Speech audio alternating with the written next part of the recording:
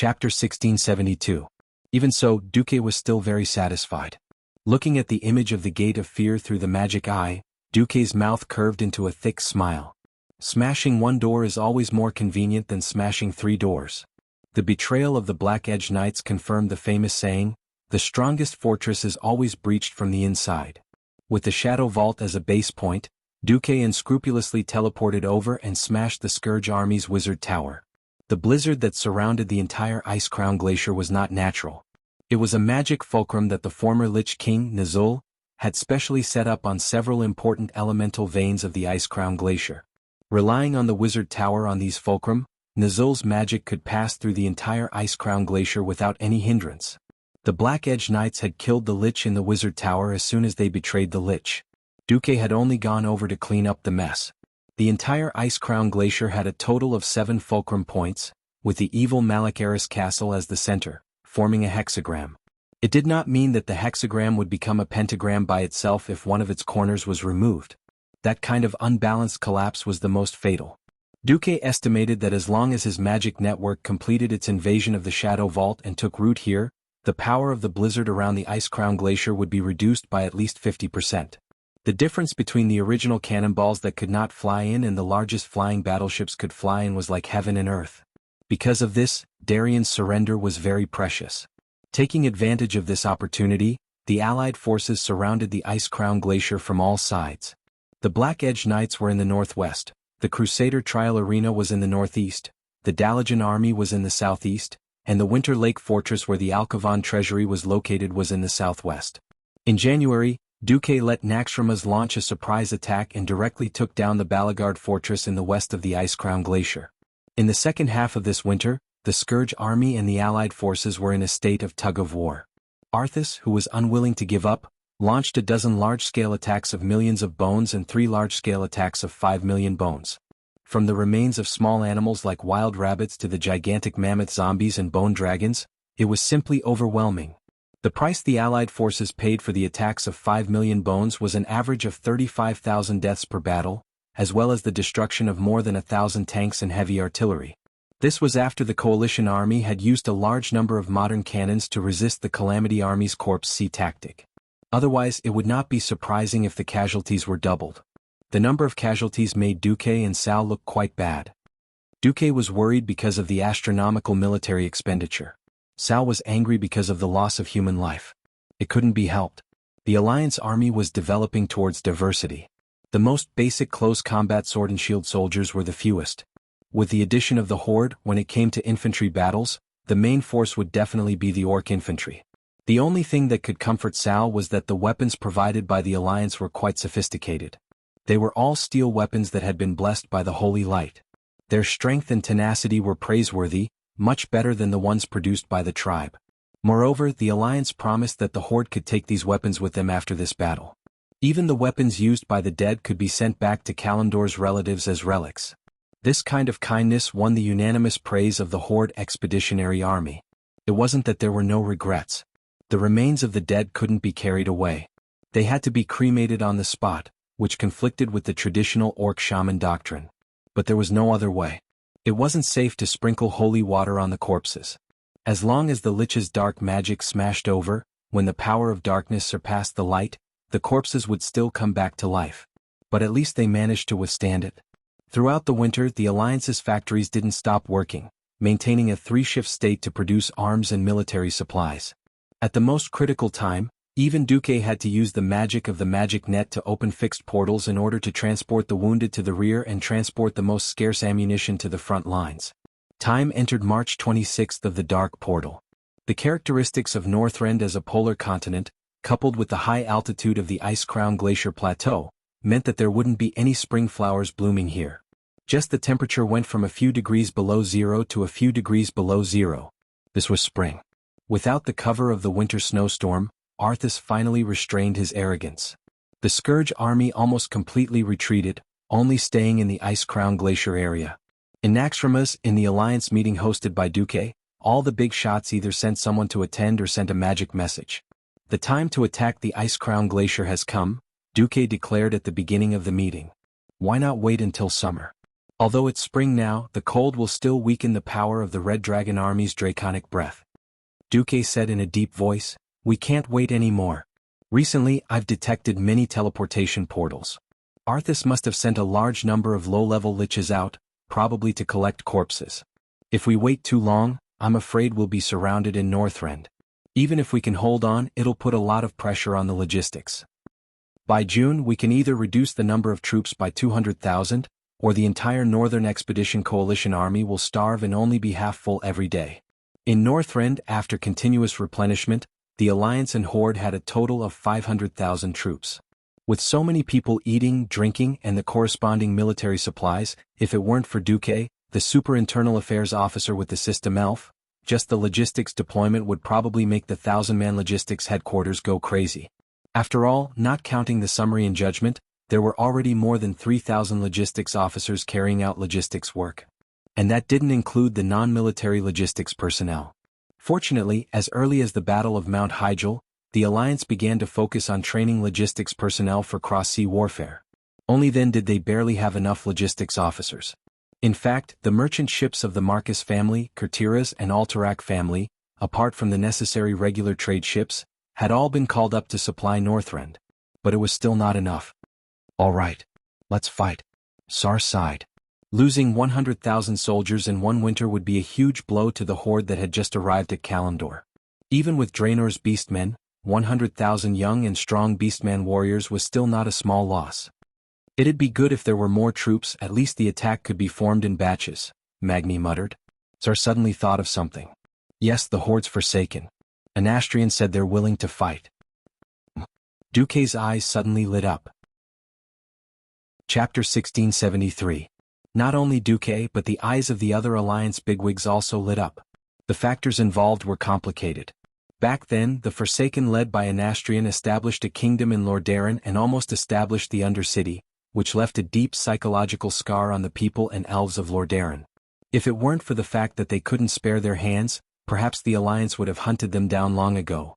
There wouldn't have been a new Undercity in Winterspring, and they wouldn't have found a chance to join the tribe. On the other hand, the Undying's thugs were actually quite useful. The Undying, who didn't need food or supplies and didn't fear the cold, could be said to be the best cannon fodder. For example, the activity of the Black Blade Knights in the winter left a deep impression on the Alliance bigwigs. From a commander's point of view, sometimes they wished that their subordinates were all obedient and powerful Death Knights. On the other hand, the Alliance wouldn't feel the pinch no matter how many people died in the tribe. If Anastrian was really willing to allow the few Forsaken to join the battle, it would be a useful addition no matter what. In fact, Sal was also tempted by the Sun King's proposal. For a while, Sal almost thought that the Forsaken were going to betray the tribe. After urging him a few times, the Sun King was finally willing to send out 50,000 Forsaken. Sal had seen the quality of this batch of soldiers. Very few were beastmen, and they were basically the corpses of humans and elves. As for the source, Sal didn't care. Anyway, the Alliance didn't protest, so Sal pretended not to see it. This was also the mentality of digging up one's ancestral grave, and it didn't matter how many bones came. In the end, the 50,000 Forsaken went out to fight. In addition to the most elite high-grade alchemists and magic researchers, as well as some elites guarding Winterspring. It was no exaggeration to say that Anastrian pulled in all the old ones. In the northwest of the Crystal Song Forest, Duque saw the Sun King and couldn't help but tease him. "Yo, Anastrian. You're really willing. The Forsaken belong to the tribe and we are all loyal to the Great Chief. Since it's the Great Chief's call, we will obey.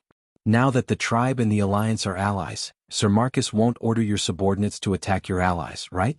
Since it was a dead face, there was no expression to speak of. No one could read Anastrian's thoughts from his fiery eyes. "Ah, you sure know how to talk. Don't worry, the Alliance will never attack our allies. Not in the past, not now, and definitely not in the future." Of course, Duque dared to say this out loud. However, Duque changed the topic. "That's right, I always feel that you're a guy who won't get up early without benefits. Why are you willing to bet almost all of the Forgotten Ones?" In the face of Duque's questioning, the Sun King was not annoyed. In his deep and dark eye sockets, his fiery eyes moved to the right and looked at Darien.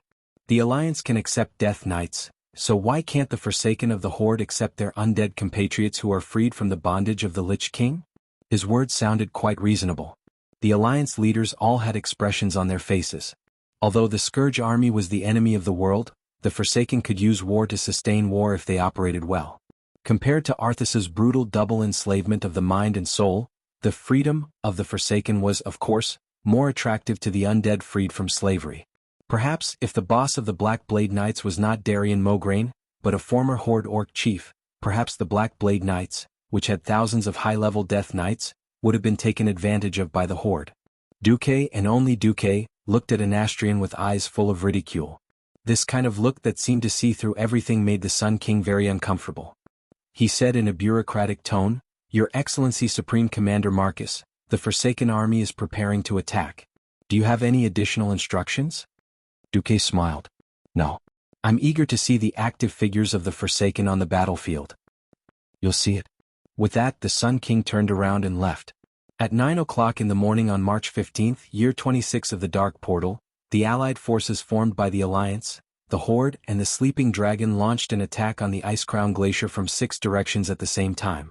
The first to fire the cannon was the Balagard Fortress on the high mountain to the west of the Icecrown Glacier. After the Alliance captured this place, they used the mobility of the floating fortress, their overwhelming military strength, and their advantage in top-level combat power to take down the Kurgala Fortress, which was further east.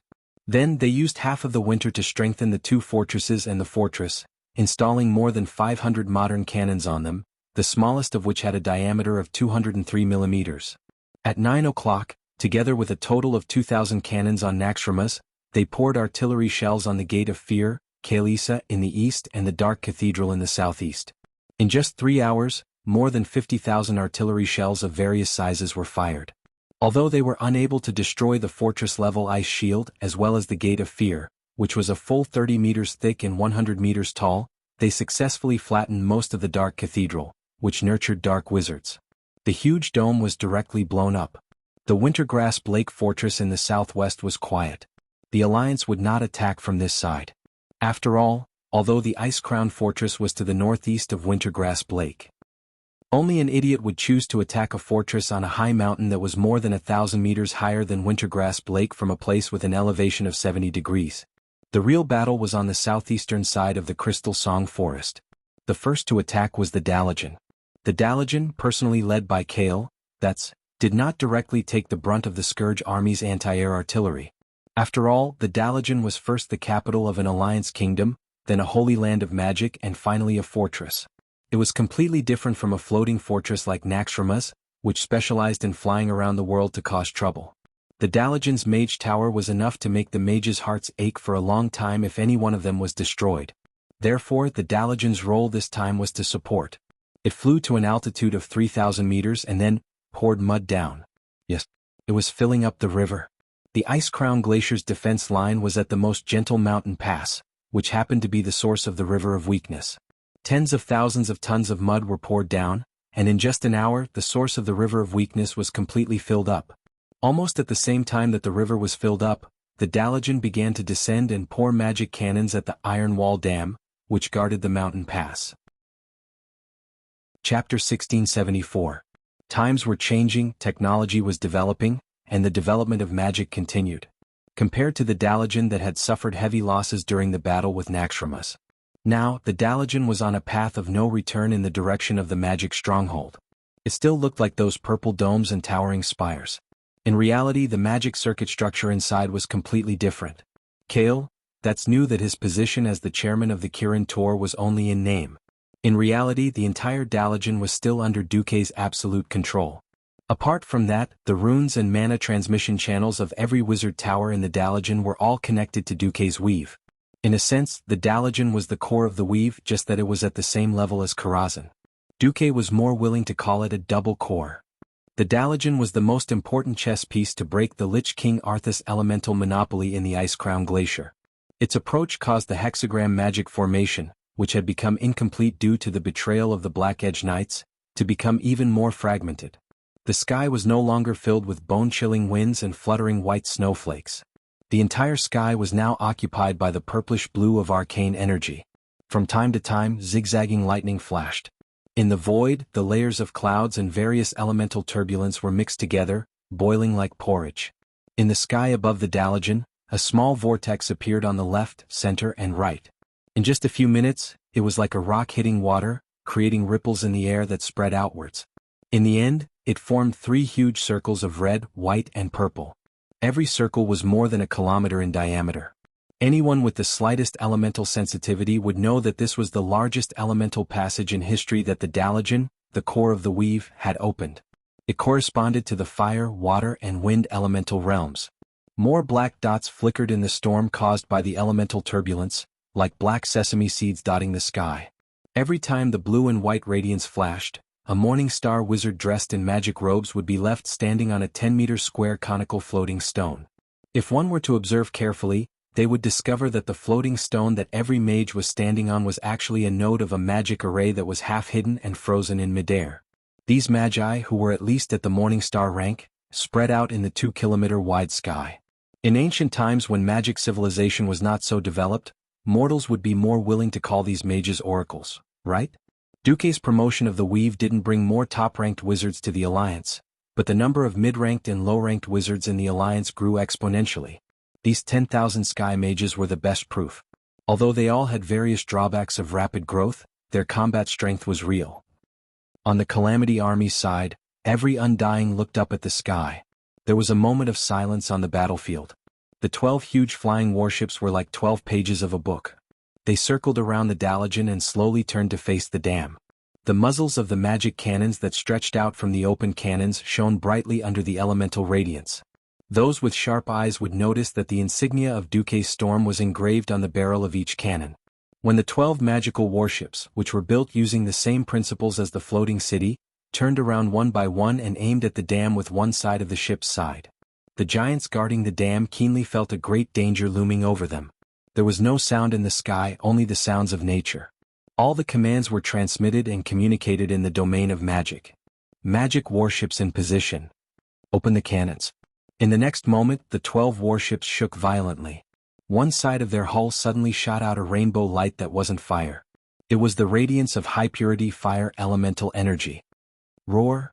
Before the Alliance soldiers could react, the 6-story-tall giants standing on the defensive line of the dam let out a deafening roar. A bright explosion suddenly spread across the entire defensive line of the dam. This was just the appetizer. When the magic warships poured all their firepower on the giant undead creatures, the new generation of more advanced magic-infused cannons that were directly connected to the magic net began to display their power. If the traditional magic cannons only turned the giant undead creatures into human-shaped torches, it would take a while to burn their bodies and souls to ashes. But the new magic-infused cannons could not only destroy the undead creatures, but they could also directly threaten the fortress that had been strengthened by magic runes. When the Daligen fired all the magic cannons toward the northwest, even Arthas, who was watching the battle from the ice throne in the distant ice-crowned fortress, raised his head subconsciously and faced the direction of the Daligen.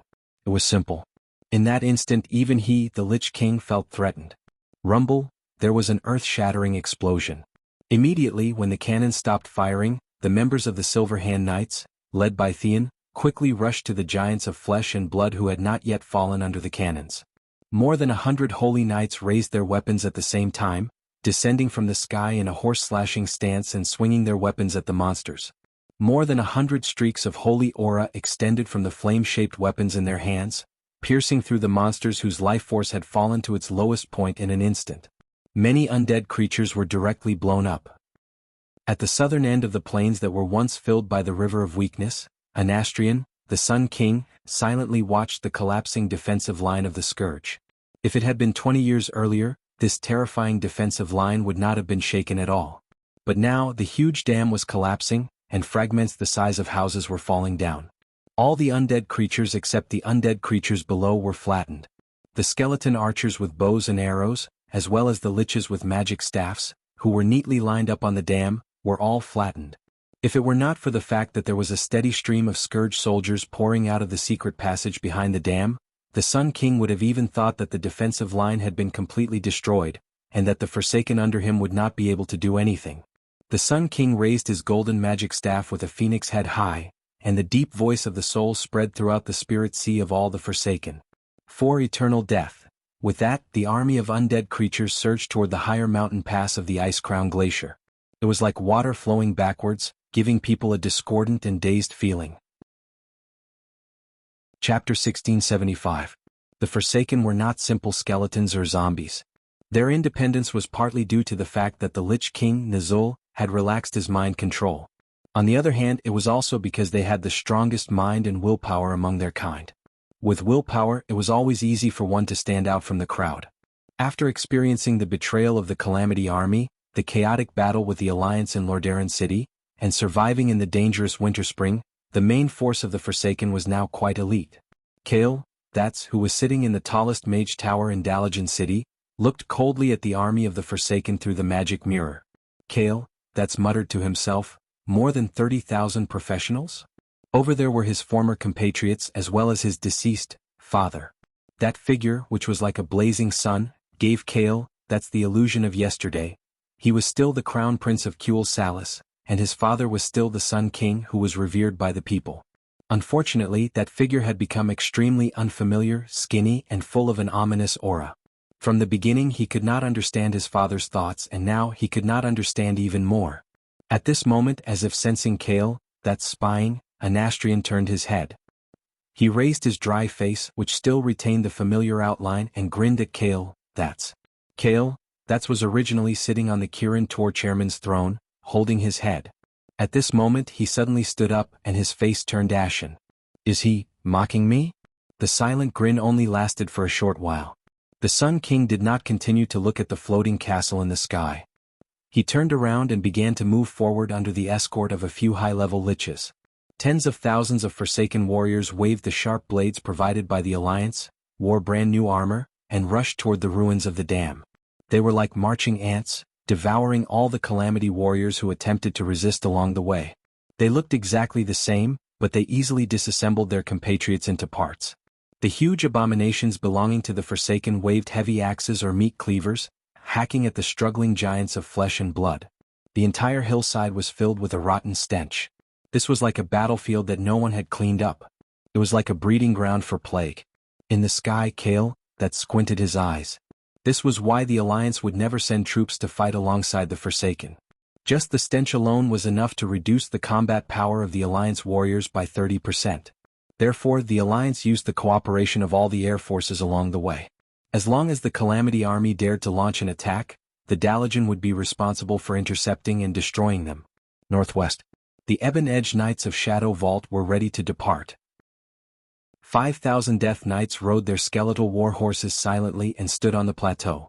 They allowed the Alliance artillery unit behind them to pour shells into the canyon below the mountain. The Black Edge Knights would not attack now.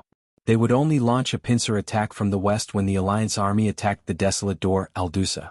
The only variable was in the northeast. What? William exclaimed in shock. You're saying that Uncle Duque ordered us to stop attacking and let Odor's mechanical gnome army take the lead? The one who appeared in front of William was Vanessa. She directly showed the order with Duque's seal. Damn it, we've been training in the arena for the whole winter, from field battles to siege battles. Our brothers are all rubbing their palms. We've been waiting for this day. Why did they suddenly stop? We're the vanguard. Valilla, one of the epic hero thieves in William's team, screamed. Regarding who was the number one thief in the Alliance, Valilla had always believed that if they had the same equipment, she would definitely be able to defeat Vanessa. Unfortunately, equipment was also a part of one's strength. In a situation where the difference in strength was not more than one level, she would always be defeated if her equipment was not good enough. Seeing that Vanessa had stopped the army's attack, Valilla was rather displeased. On the contrary, Druid Brawl Bearmantle was the most mature and steady. Among the three of them, he often played the role of stabilizing the situation. William and Valilla were both the kind of characters who seemed calm but would roar fiercely once they started fighting. Only he was pulling the reins of the two of them, preventing them from courting death. Therefore he grabbed Valilla's arm. Uncle Duque, do you have any other commands? William asked calmly. Be careful of the tribe's siege weapons. Vanessa said seriously. We found out that the Forsaken are carrying an unknown plague weapon. It's stored in a jar in liquid form and launched as a throwing weapon. I personally stole a little bit of it, and after Master Marcus' urgent research, I discovered that not only can it destroy the undying, but it also has a terrifying lethality to the living. After hearing Vanessa's words, William and the other two felt terrible. Items that could be used to destroy evil, such as holy water that was filled with divine power, were the most useful. Countless battles had proven that such single-use items were definitely the Calamity Army's nemesis. Moreover, holy water was not harmful to the human body, but beneficial instead. Its effects in exorcising evil and promoting the healing of wounds were rather significant. The Alliance had also provided the tribe with a large amount of holy water and standard holy light weapons. Why would the tribe not use such good and absolutely safe weapons and instead ship plague weapons? What was the meaning of this? Why don't you stop them? Or prohibit them from approaching the battlefield? William's tone was already a little stern. They have submitted an official report to the Alliance, saying that they want to test new weapons. William fell silent. The Alliance and the tribe were, after all, temporary allies. Both parties did not have a subordinate relationship. The Alliance could test new weapons in battle and so could the tribe. They had made a report and warned them in advance. No matter how uneasy they were, they could only take precautions themselves and could not control the others. William almost gritted his teeth as he said, "Adjutant, inform the troops to stop advancing and change to a state of alert. Also, please inform His Excellency Varrock Salufar to come over." Valilla asked, "Do we really have to be so careful?" Brawl said, "Didn't you see that Commander Marcus specially sent someone to inform us? He didn't even use magic to send a message." To put it bluntly, magic transmission was just a variant application of magical energy transmission. Since it was magic, there was a possibility that it could be broken. Sun King Anastrian was one of the few master magicians in the world. No one knew exactly how powerful he was. Perhaps the one who had the highest chance of becoming a demigod after Duque was not Kaisi, but him. Chapter 1676. Salufar, who had been summoned, was quite surprised by William's announcement. "What happened? Why is everyone ready but not attacking? Didn't you hear the cannons from the other side of the mountain?" Salufar pointed to the far west. It was the sound of cannons coming from the Shadow Vault to the west of the Door of Desolation. William never liked to lie. Others could say that he was irritable or even bloodthirsty, but no one would say that he was a liar. He shook his head. "I received a direct order from the Alliance's Supreme Commander, Lord Duke Marcus. The Alliance's Northeast Front Army will temporarily postpone their attack. Older's Steel Army will attack first. Is there any new information that our tribe needs to know?" Varrock was more experienced. He could sense that William knew something but refused to say it. William shook his head. "No comment. Whether to attack according to the plan is up to you, Sir Salufar. You can also ask Chief Sar before making a decision. Older's army will attack on time anyway." On the surface, it seemed that the Alliance was messing around by changing the order of attack without permission. The problem was that the four allied armies were not unified, and they were all marching through consultation. At this moment, the Alliance had launched an attack from at least 3 directions. It could not be said that the Alliance was neglecting military strategy. Varrock's expression was very bad. "I will ask Chief Sar." Varrock did not say much and turned to leave. After he returned to the tribe's encampment, he connected a magic message to Orgrimmar. Sar was also worried. "What is Duque doing? This is not the Duke Marcus I know." Wajin reminded, "Is the Alliance conserving their forces? In the past few years, the Alliance's army has become less and less fond of close combat." Sar shook his head and said with certainty, "No. Duque is a wise and decisive person. When it is time to fight, he will never be stingy with his sacrifice. He cares more about the covenant between the Horde and the Alliance than I do. He has never done anything that goes against the Alliance. The only explanation for him doing this now is that he knows something but can't tell me because of the situation." "Why don't we ask him directly?" Wajin suggested. Sar seemed to be talking to himself. "No, it's useless to ask. The reason he informed us through William is that he doesn't want to talk to me directly. According to my deduction, it must be our tribe's problem." Wajin asked, "What is the first stage of the original plan?" Varrock said, "Attack from multiple directions. However, the terrain is unfavorable in the west, so the main attack is long range. The southeast and northeast are the main attack. After the Forsaken troops in the southeast broke through the defense line of the Iron Wall Dam, they turned to attack the city of Calamity on the eastern highlands of the Ice Crown Glacier. In the northeast, Otter's Steel Army would block any troops that might come from Desolation Gate and Death's Gate. My army will go from the north to the south, and King Rin's army will go from the east to the west through the Laudersil Trail. We'll attack the city of Calamity from 3 directions. Well, it was a 3 attack. If the Alliance suddenly stops, won't they be sending the Forsaken ones to die? What if?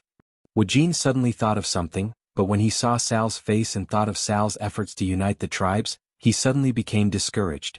Forget it, it's nothing. Sal was confused, but he didn't think too much about the big picture.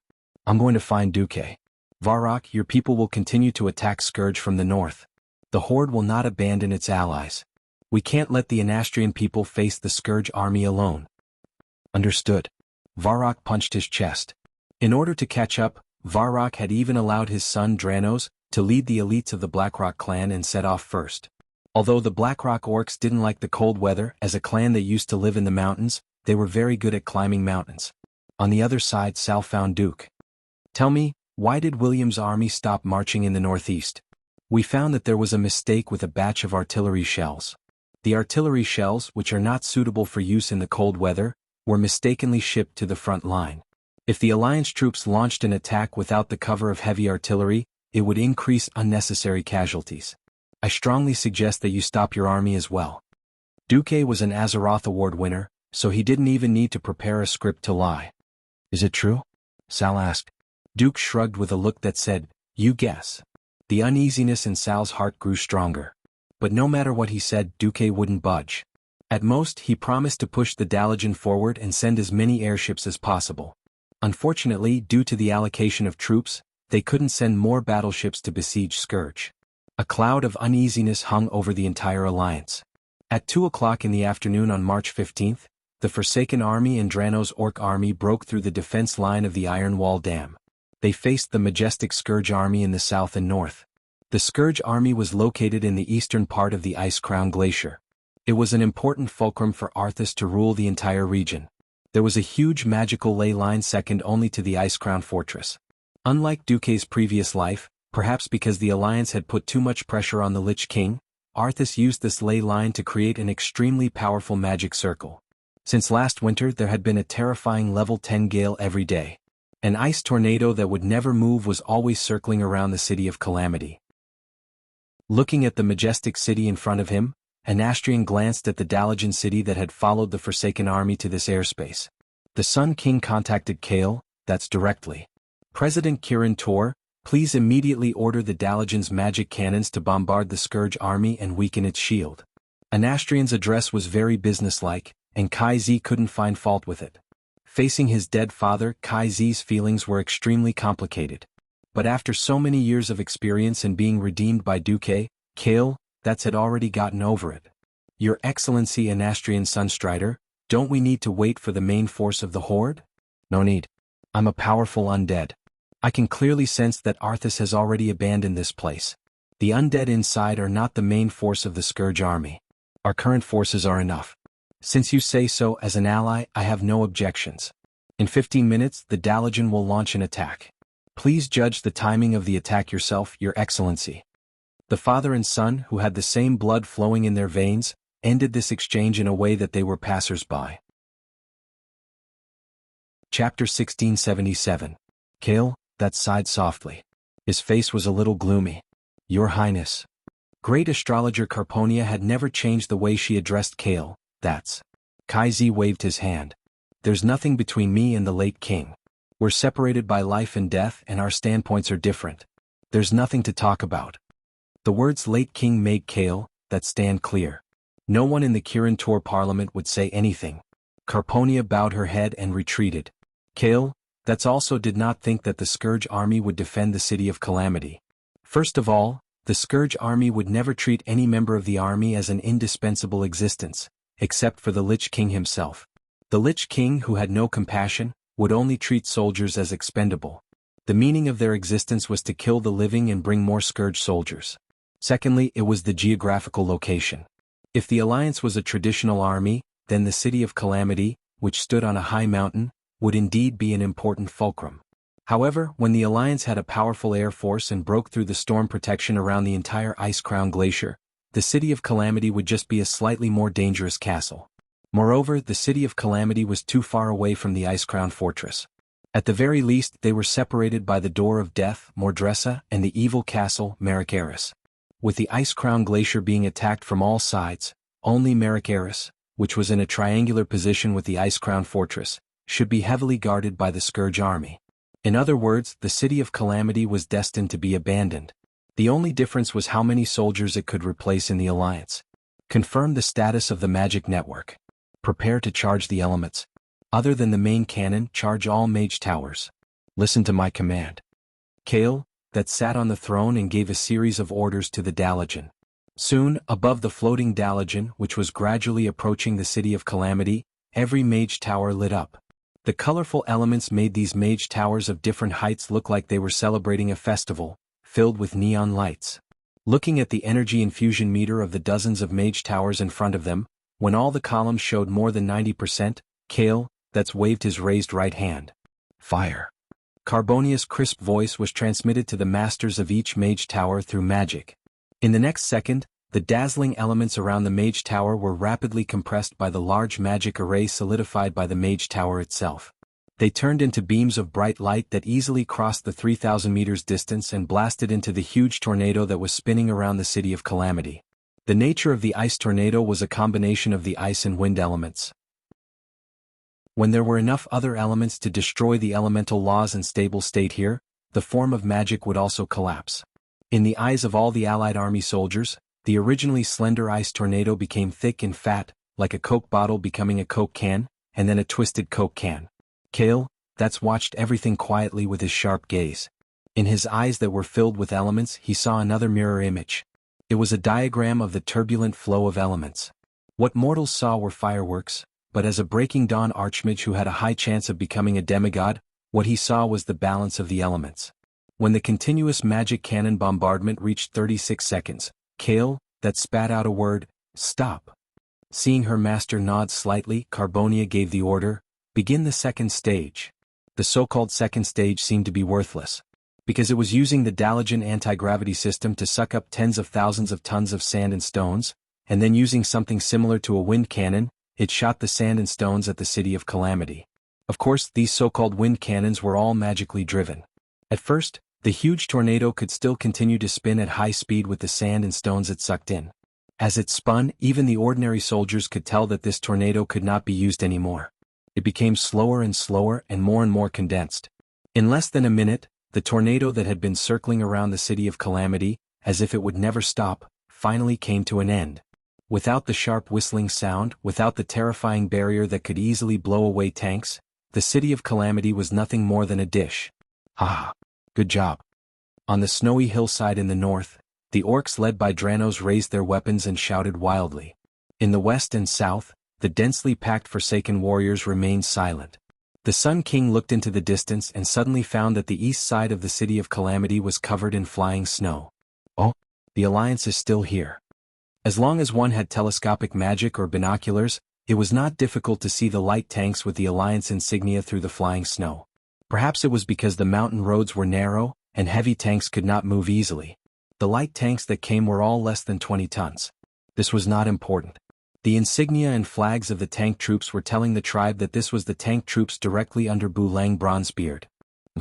I said they wouldn't come, but they still came. Dranos curled his lips, and then saw a signal flare rising above the Forsaken army. Attack. Hey. When the Alliance's tanks charge first, we'll follow. The Alliance obviously came in a hurry, and they did not even bring infantry. In the past, the Alliance always liked to coordinate operations with multiple units. Perhaps it was because there were already Orc and Forsaken infantry at the scene, and there was a Dalajan overhead to cover them. This time they directly drove the tank troops over. Boom. The familiar sound of cannons was still so deafening. It was a pity that they were all light tanks, and the largest barrel diameter was no more than 60 millimeters. They did not even have the latest 88 millimeters cannon, which felt like their firepower was a little lacking. As soon as the battle began, Dranos found that it did not matter. The Calamity army was famous for destroying without building. This City of Calamity had not been properly managed. The origin of the City of Calamity could no longer be investigated. The only thing that was certain was that it was an old-fashioned castle, built using traditional techniques, using tree trunks as stakes and constantly ramming earth. It could not be compared to the reinforced concrete walls of the Alliance. Originally, the extremely cold climate of Northrend had covered every brick on this castle with a thick layer of ice, which was a very good defensive bonus. Unfortunately, the continuous bombardment of the Dalajan, especially the fire elemental attacks, had melted a lot of the ice on the wall. There was no need for armor-piercing shells, just high-explosive shells could blast a big hole in the wall. A volley of cannons, concentrated at the foot of the wall, directly blasted a big hole.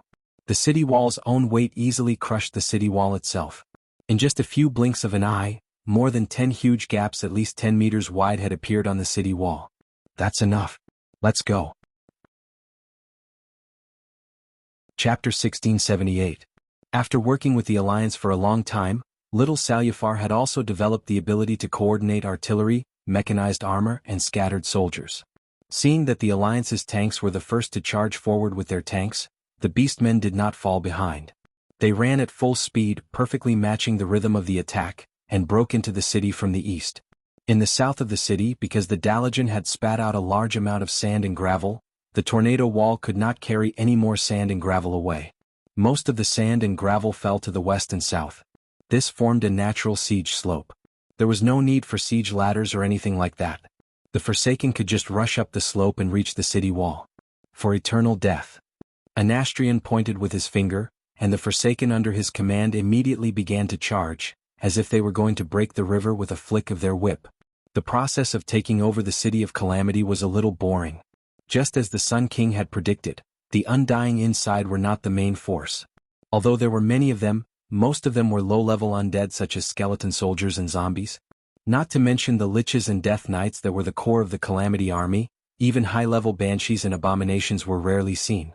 Delano split a large skeletal warrior in half with his axe, then stomped on it with his thick metal boots. The skull of the skeletal warrior disintegrated into a pile of white debris on the spot. Just like Father said, the Doomsday Army is likely to give up on the Calamity City, huh? However, the resistance in the City of Calamity was still quite fierce. There were no high-level undead soldiers, but almost every building in the city that was slightly taller had been modified into a spirit tower. These defensive magic buildings that were full of the cursing sect style were quite annoying.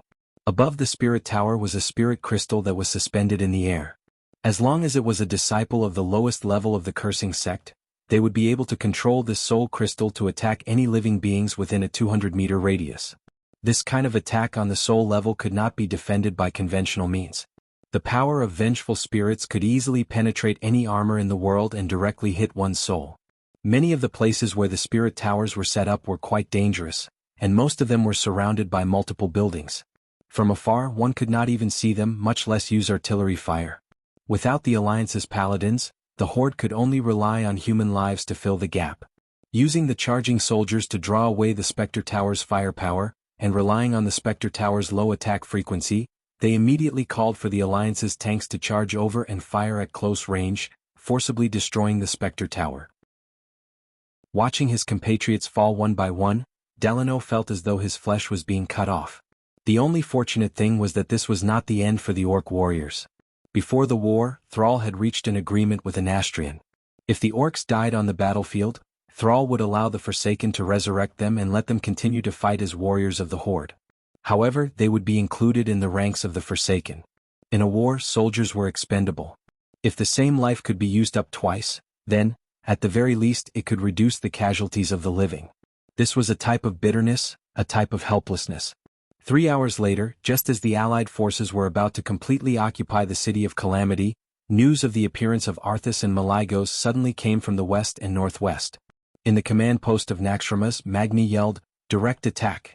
Hoo hoo hoo hoo!" The wind was howling, accompanied by a terrifying white beam that traversed the sky. Naxxramas, the flying fortress, shook violently. That was not a terrifying impact that could shake the earth and mountains. If it was a simple energy cannon attack, it might not have been so terrifying. What was truly terrifying was that this was a rare dual elemental attack. The deep and evil shadow element and the bone-chilling ice element. Although these two types of energy did not conflict with each other, but they were not related, they were perfectly blended together to form an unparalleled and terrifying attack. At this time, Jaina was in charge of the fortress's magic defense. As one of the Alliance's 3 existing magic powerhouses, Jaina's strength could not be said to be weak. The moment the magic mirror captured Arthas's figure, Jaina turned on the fortress's magic shield to the maximum. Naxxramas was no longer the fortress it had been under the control of the Calamity army. After falling into the hands of the Alliance, it had been expanded, reinforced, and strengthened many times. The latest strengthening was after Duque became a demigod, and a new layer of magic protection array was added to the surface of Naxxramas. Originally, after Duque obtained the Titan rune magic inheritance from Maligos, he had planned to strengthen it again. Unfortunately, due to time constraints, he did not have the time to do this. Even so, Naxxramas' magic protection ability was still quite terrifying. Even such a Naxxramas could not withstand this attack. Using the energy of thousands of wronged souls, Frostmourn's fury was ignited. This well-prepared attack easily pierced through Naxxramas' shield. Jaina did not even have time to use the elements of the magic net before the 3 layers of shield collapsed in front of her. With a terrifying roar, the east side of the fortress at a 45-degree angle with the ground, an area the size of 3 football fields, was penetrated. It entered from below and exited from above. If it wasn't for Magni controlling the fortress to the side at the last moment, it might have hit the command post directly.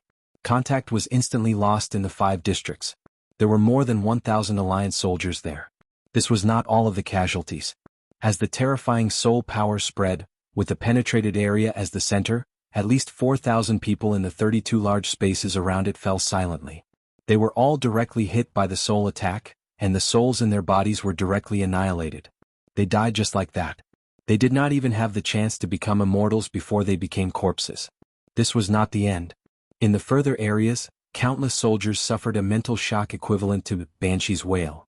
The degree of damage depended on how far away they were from the damaged area and how strong their souls were. It was no exaggeration to say that this attack alone caused at least 30,000 casualties in Naxxramas. 1/3 of the entire fortress functions were paralyzed. The damage caused by the dual attributes of frost and shadow wasn't over yet. With the breach in the fortress as the center, extreme cold was spreading rapidly. A huge ice lump was forming. It was as if it had a life of its own, sucking in frost elements from all directions. It became bigger and heavier. In less than 10 seconds, everyone in the fortress felt that the fortress was tilting due to the sudden additional weight. Looking at the magnified image of the Lich King Arthas standing on the broken dome of the Dark Cathedral, leaning on his sword and wearing a full set of heavy armor, everyone in the command post sucked in a cold breath. Chapter 1679. The strength of demigods is indeed very different. With this level of destructive power, if you say Arthas is a true god, I'd King believe it.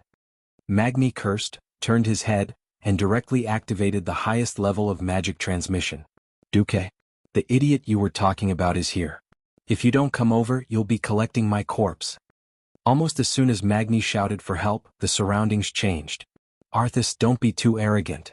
With a loud sound, 2 huge slender figures jumped out of the void around Naxxramas, taking huge steps, stepping on the air and pouncing straight at Arthas. The Karaj twin emperors, very standard demigod powerhouses. Their huge bodies could be seen clearly from far away. Go. Insect Emperor. Kill Arthas. On the cannons of Naxxramas, on the flying battleships around, every Alliance soldier who saw the big boss powerhouses attack cheered.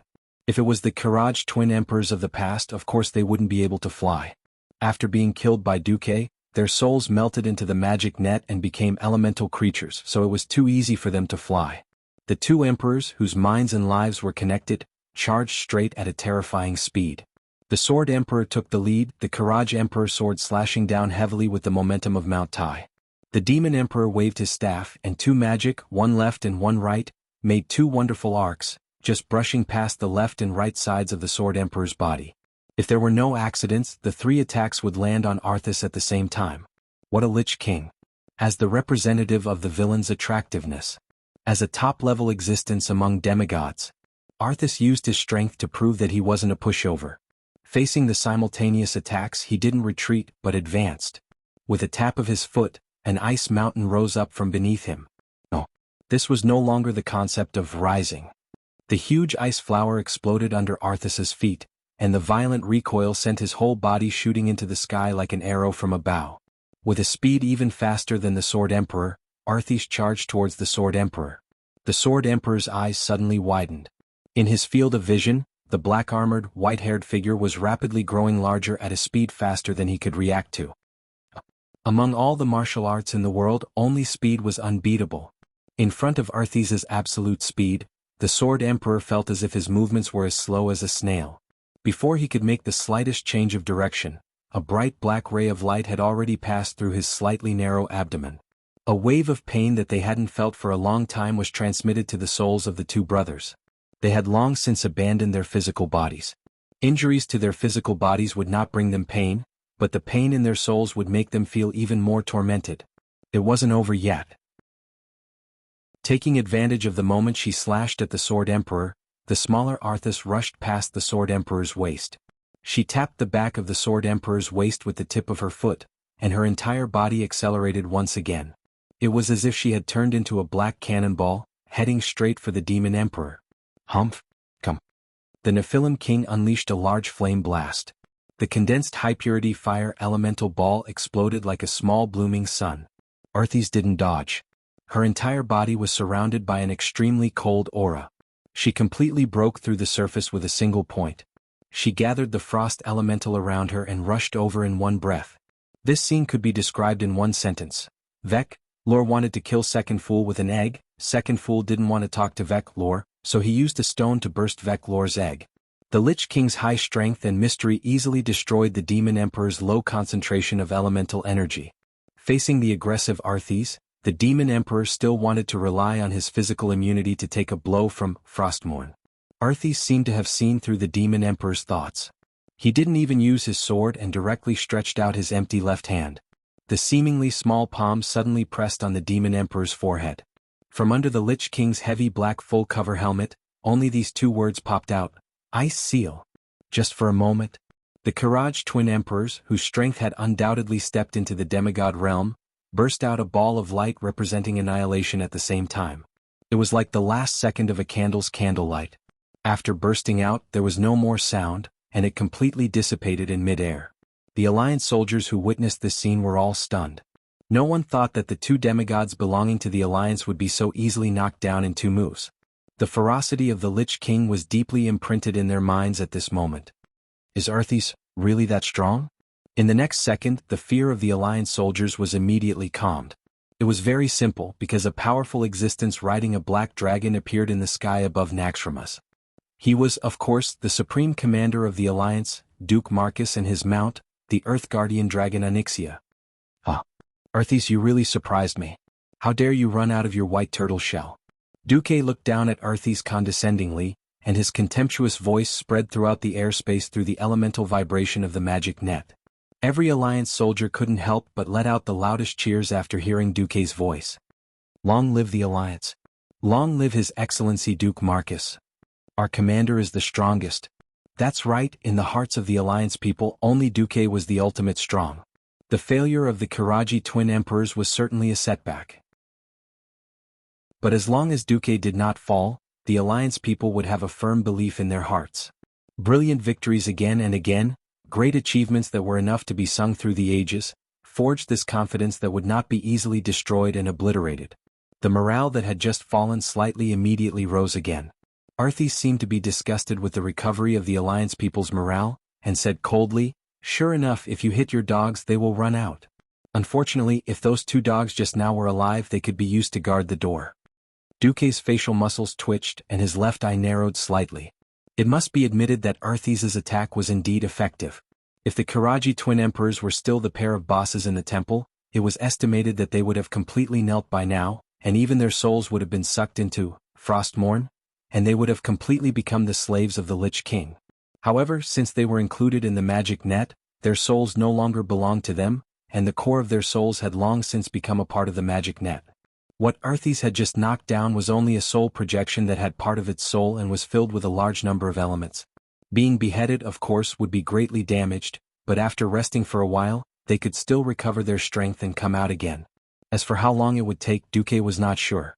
There was no doubt that Arthas took advantage of the gap when Duque did not personally come to the front line, and in the end, dealt a heavy blow to the Alliance camp. Chapter 1680. Many people nodded in agreement.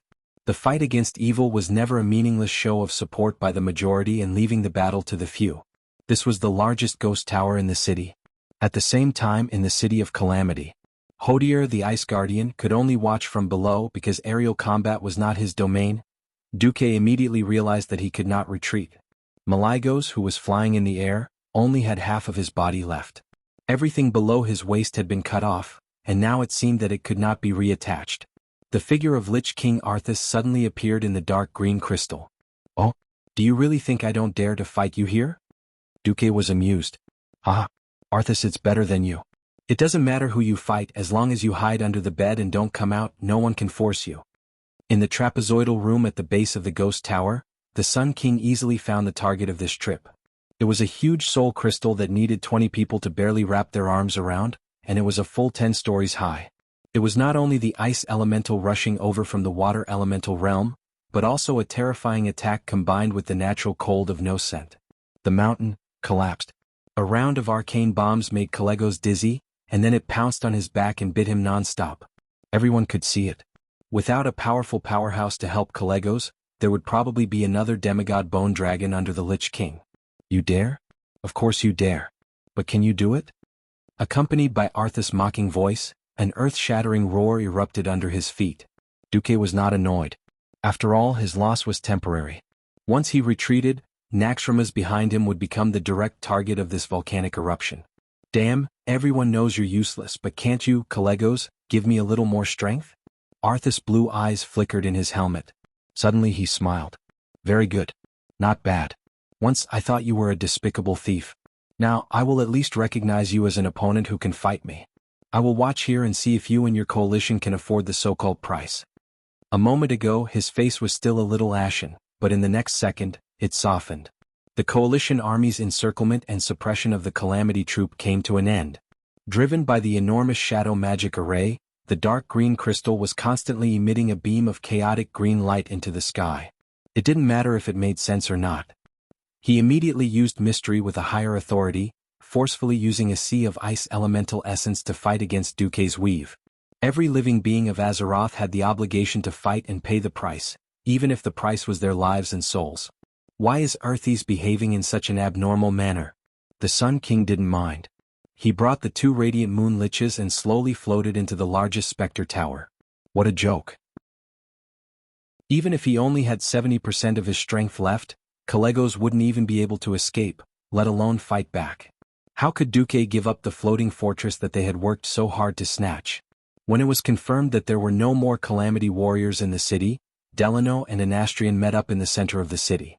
The dignified current magic guardian dragon was actually beaten like a dog by a lazy former dragon. Faced with Duque's mockery, Arthas was angry at first, but then his voice was filled with sarcasm. His lover, Matagorsa, wanted to help, but the difference in strength was too great. He was blasted down in an instant, and fell on the shadow arches with heavy injuries. What made the Alliance most depressed was that Kalegos' army was defeated like a landslide. The problem was that Arthas was very abnormal. Obviously he wanted to restrain them. There were corpses everywhere, some of them orcs, some of them forgotten ones, but most of them belonged to the Calamity Troop. A shocking change occurred. But the Sun King was the first to speak. "This is where the node of the magic ley line is. As long as we change the ley line here, the snowstorms surrounding the Ice Crown Glacier area will be further reduced. The Alliance can then bring in more flying warships." He gently placed his withered right-hand bone, which had already peeled off its flesh, on the green crystal. Just as Anastrian was about to chant a spell to change the magic ley line here, his soul had been seriously injured in that interception. If one were to really evaluate his strength, Maligos now only had 70% of his strength when he was alive at most. With that, Arthas actually didn't plan to continue fighting. He just leaned on his sword and stood on the ice above the Shadow Cathedral's dome, looking at Duque just like that. The Sun King explained to Delano, but this young and brave orc leader didn't care at all. His huge fangs twitched. "That's your mage's business. The tribe's warriors have already completed their duty." At the same time, on the shadow arches in the northwest, the demigod Lich Maligos was torturing the new blue dragon King Kalegos in the air.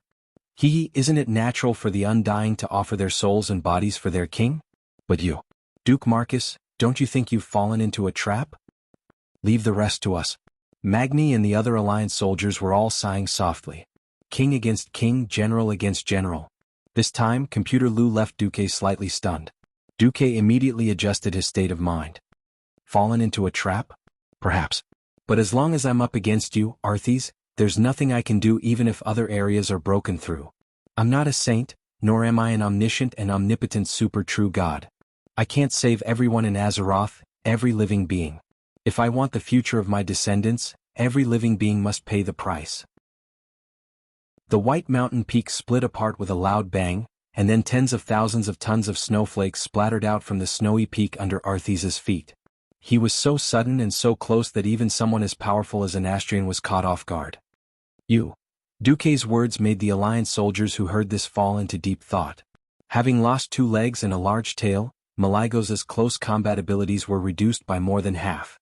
Although he had become a Dracolic, his shadow magic power had been greatly strengthened, and his ice and arcane magic power had been greatly weakened. On the other hand, his fire magic power, which the undead creatures hated the most, was completely useless. Those who weren't at the demigod level were no match for him at all. Duque had already reached the pinnacle of being a commander and the strongest. Then, this method of bullying others forced Alexstrasza to rush over to save the day. Because Malygos had sealed off the surrounding space, the Red Dragon Queen could only fly over at full speed to the nearby airspace.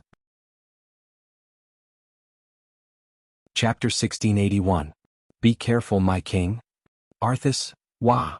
The screams in the spirit tower made Dranos and his subordinates who were waiting outside jump on the spot. Arthas?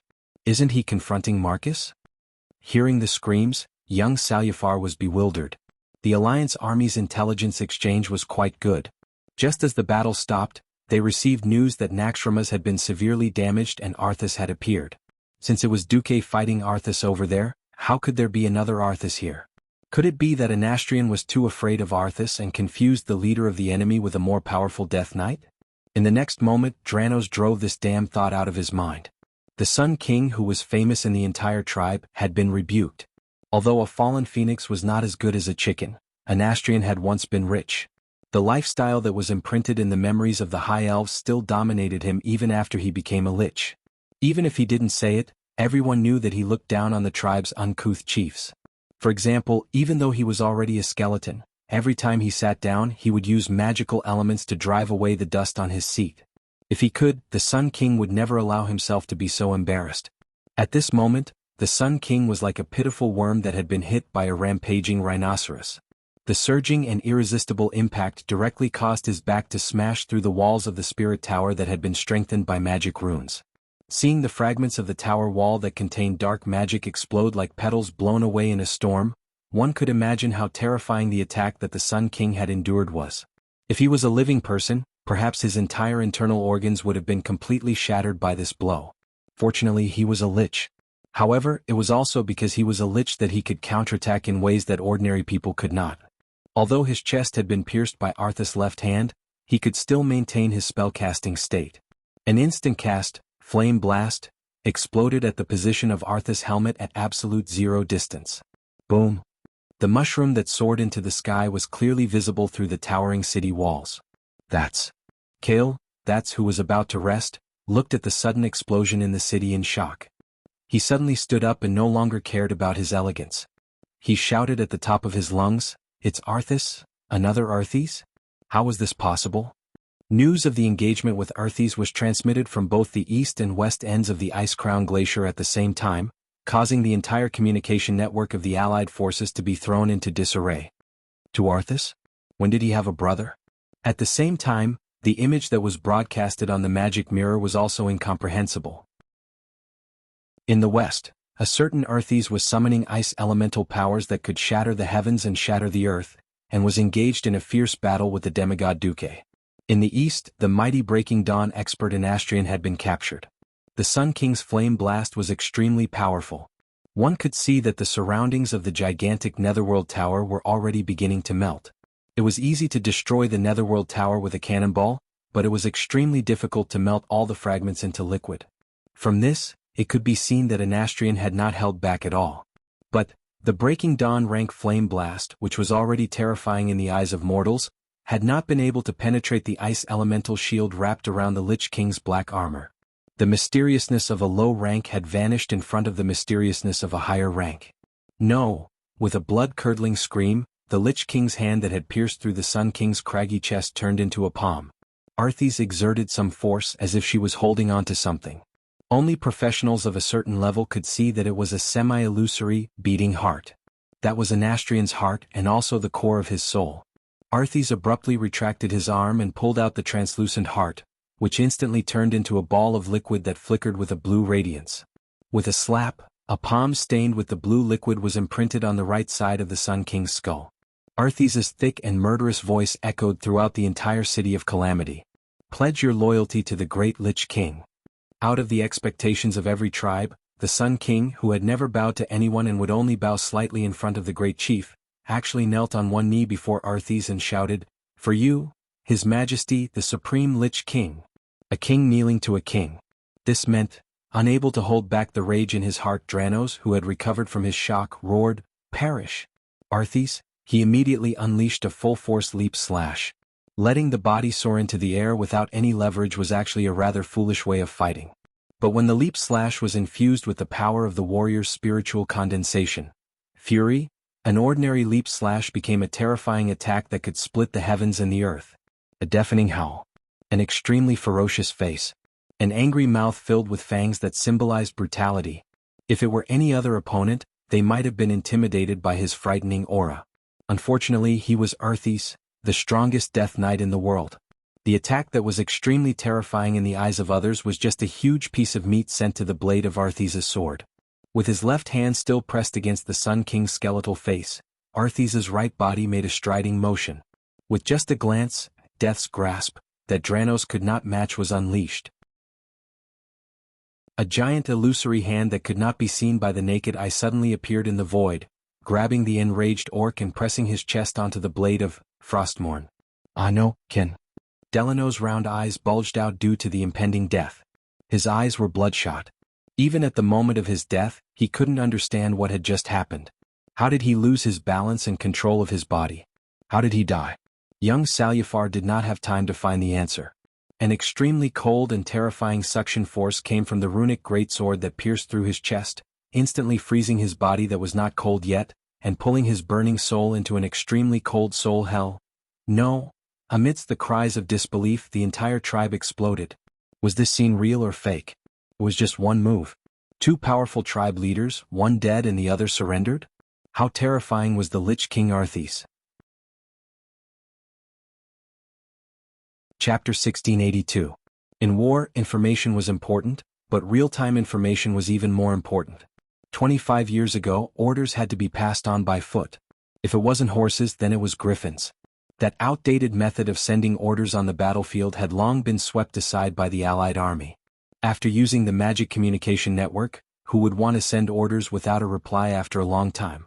After working with the Alliance for so long, the tribal leaders had long since become accustomed to using the magic communication network to do battle. Of course, in order to prevent being tricked by the Alliance, Sar had privately asked Pharaoh led by Anastrian to create a unique magic communication network for the tribe. When working with the Alliance, they naturally used the alliances. After all, with a demigod like Duque, the communication was definitely fast and good.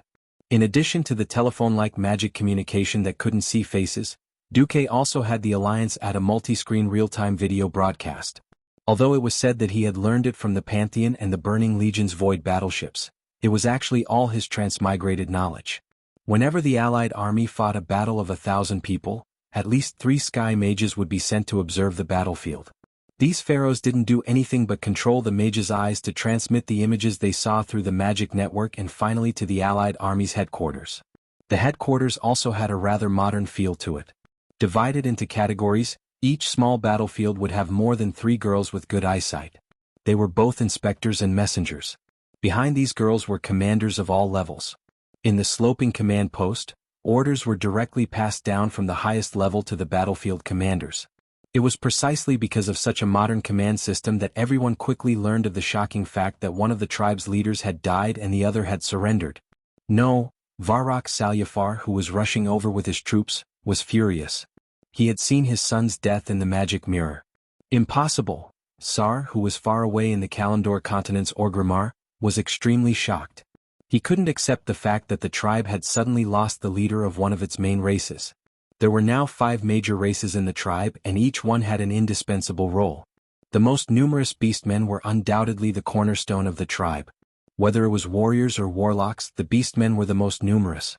Taurens were kind and brave, and were the strongest race for assault. However, there were too few Taurens to be the main combat force.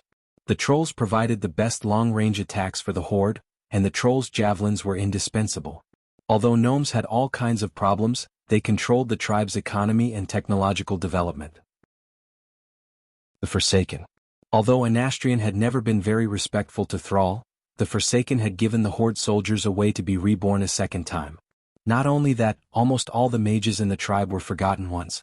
Mages not only provided sharp long-range attacks, but the importance of these forgotten ones who had been transformed from humans and elves had long surpassed the class itself in the current era where communication on the battlefield was becoming more and more important. Without the support of the Alliance and Anastrian's small-scale magical communication network, the horde would revert back to the primitive times of yelling orders. Sal suddenly stood up. He didn't even know when the armrest of the chief's throne had been crushed by him. Looking at the mysterious palm print on the Sun King's face in the magic mirror, Sal knew that Anastrian was definitely not surrendering on his own, at least not in such a humiliating way.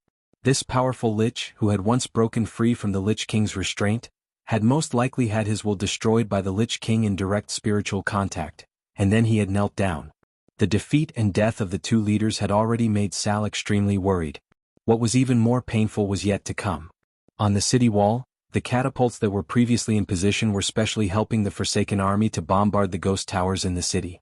But now, fire. Standing beside the catapults was Master Pharmacist Putray of the Royal Pharmacist Association of the New Undercity. Under his command, all the catapults suddenly made a crisp sound. Huge metal barrels were directly thrown into the City of Calamity while the Horde army was at a loss. Aren't those our catapults? Damn it. What is this? Most of the Forsaken and Orc warriors still didn't know that their leaders had knelt down. They were only horrified to see that their catapults had thrown something at them. The large metal barrels smashed into the city, destroying buildings and crushing people to death was a small matter. What was terrifying was what spread after the metal barrels exploded. It was clouds of yellow-green fumes. As long as they breathed in a little or touched it, be it the lively orcs or the forgotten ones who were supposed to be dead and unable to breathe, all of them let out a blood-curdling scream, subconsciously clutching their throats and collapsing. At most, they would convulse for about 10 seconds before they stopped moving. Traitor. Sal was so angry that his lungs were about to explode.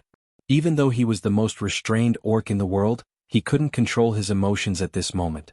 It was obvious that the Forsaken had betrayed them. He had used some kind of new plague to shamelessly betray his compatriots and companions. The Alliance command was already in a mess. What happened? City of Calamity 1, please report. 2-2. If there's danger, retreat immediately. Just keep the magic in the magic net.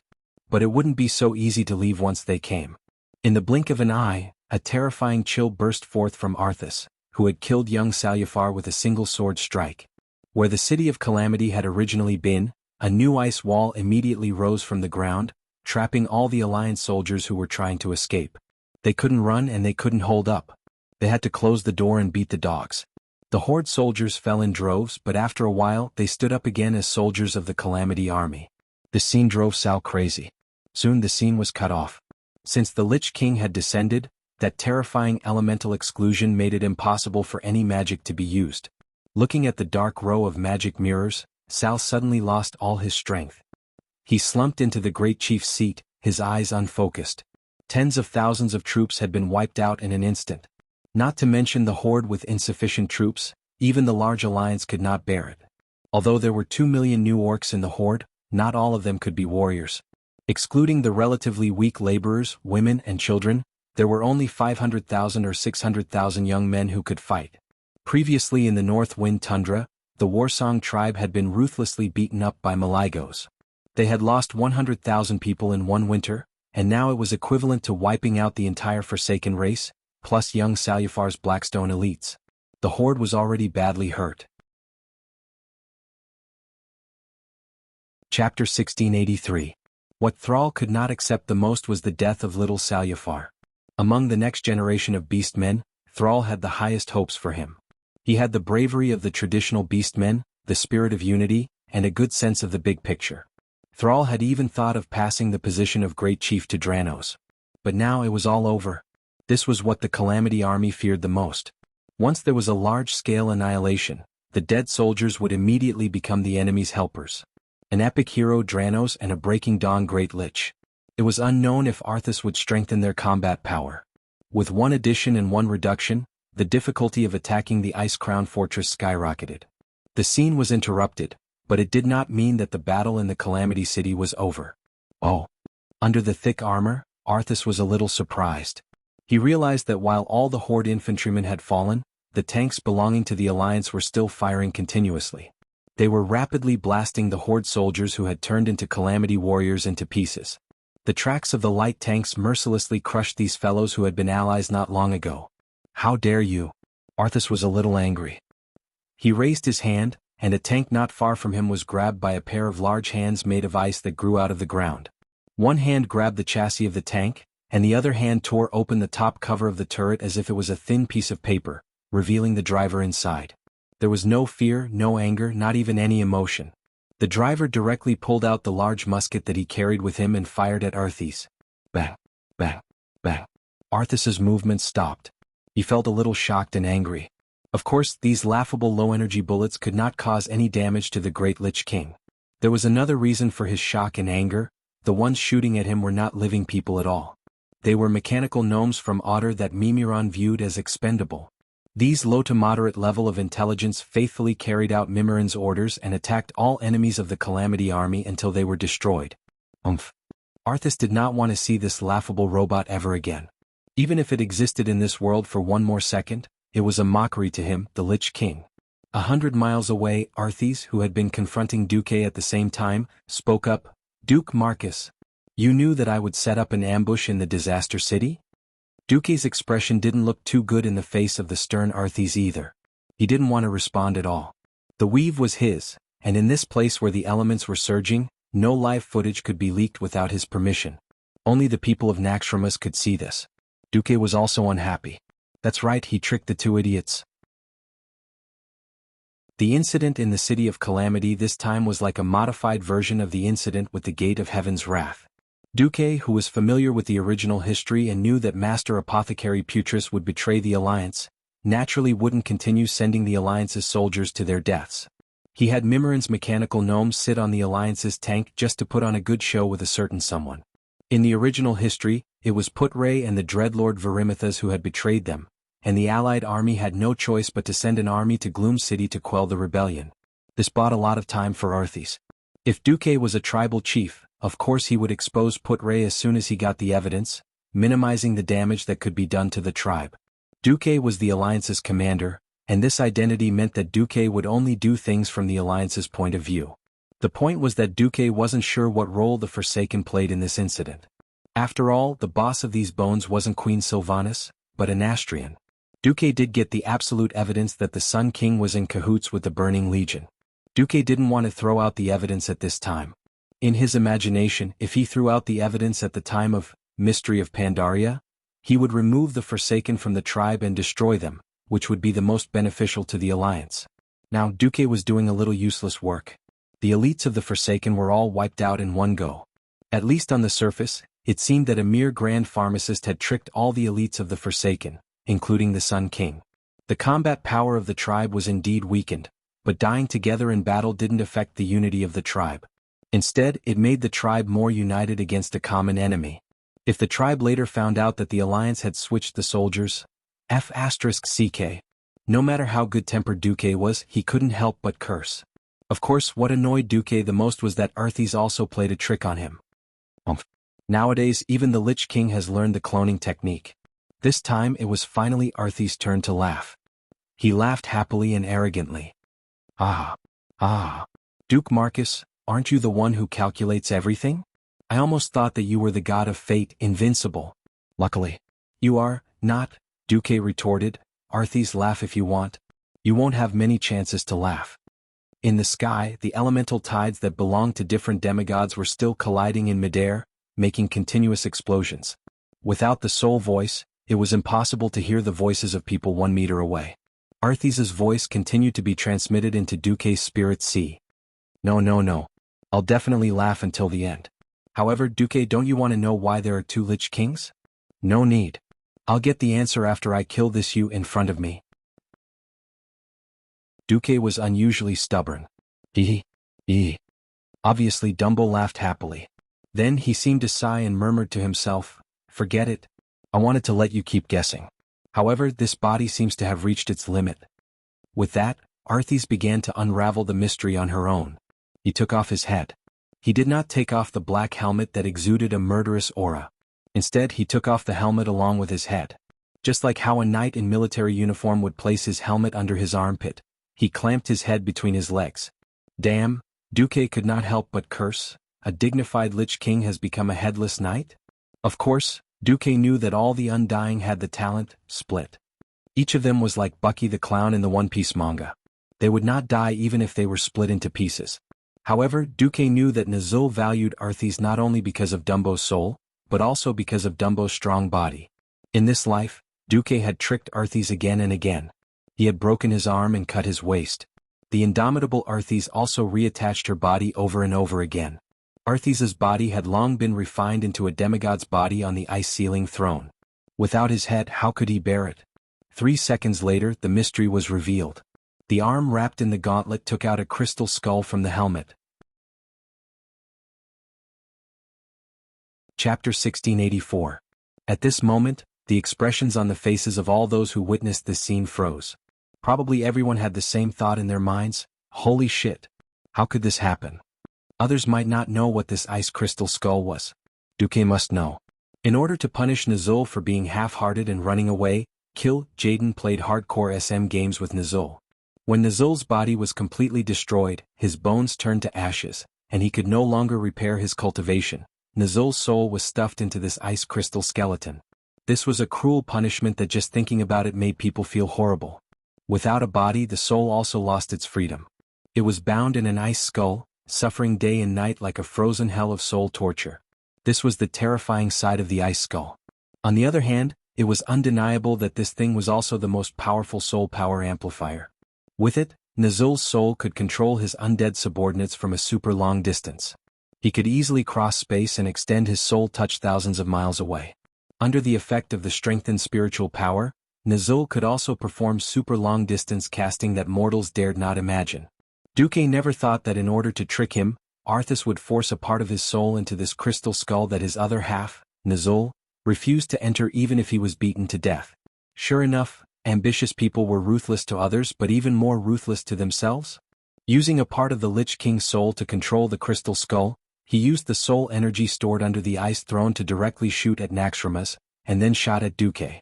As long as no one fought him in close combat, who would find out that this Lich King who seemed to be so powerful, was actually a fake? As for Arthis's own body, he secretly ran to the City of Calamity to cause trouble. With such a diversion, it could be said that Duque's loss was not undeserved. Both sides had stopped fighting at the same time. Violent elemental turbulence was left in the surroundings, and under the impact of the weave's mana, the ice elementals were like thousands of silver snakes twisting in a frenzy. Looking at each other from afar, the ice-crowned glacier was still as cold as ever, causing Duke's cloak to flutter. Duque suddenly interjected, "Arthis, you could have used this technique on a much larger scale. Who knows, he might be able to scam me even more ruthlessly. Is it worth it for you to catch an Anastrian and a Dranos?" "Worth it?" Arthis's image was projected on the crystal helmet, and there was a hint of laughter in her voice. "A mere leader of the Forgotten Ones isn't worth my effort. I'm doing this for you." "Duke Marcus, me?" Duque was a little surprised. "Yes. I have to admit you are too scary. It's so terrifying that even though I've become a Lich King, I can still feel suffocated. No, it's an oppressive feeling that my soul could be annihilated at any moment." He was a little surprised that Arthis would actually admit to her cowardice.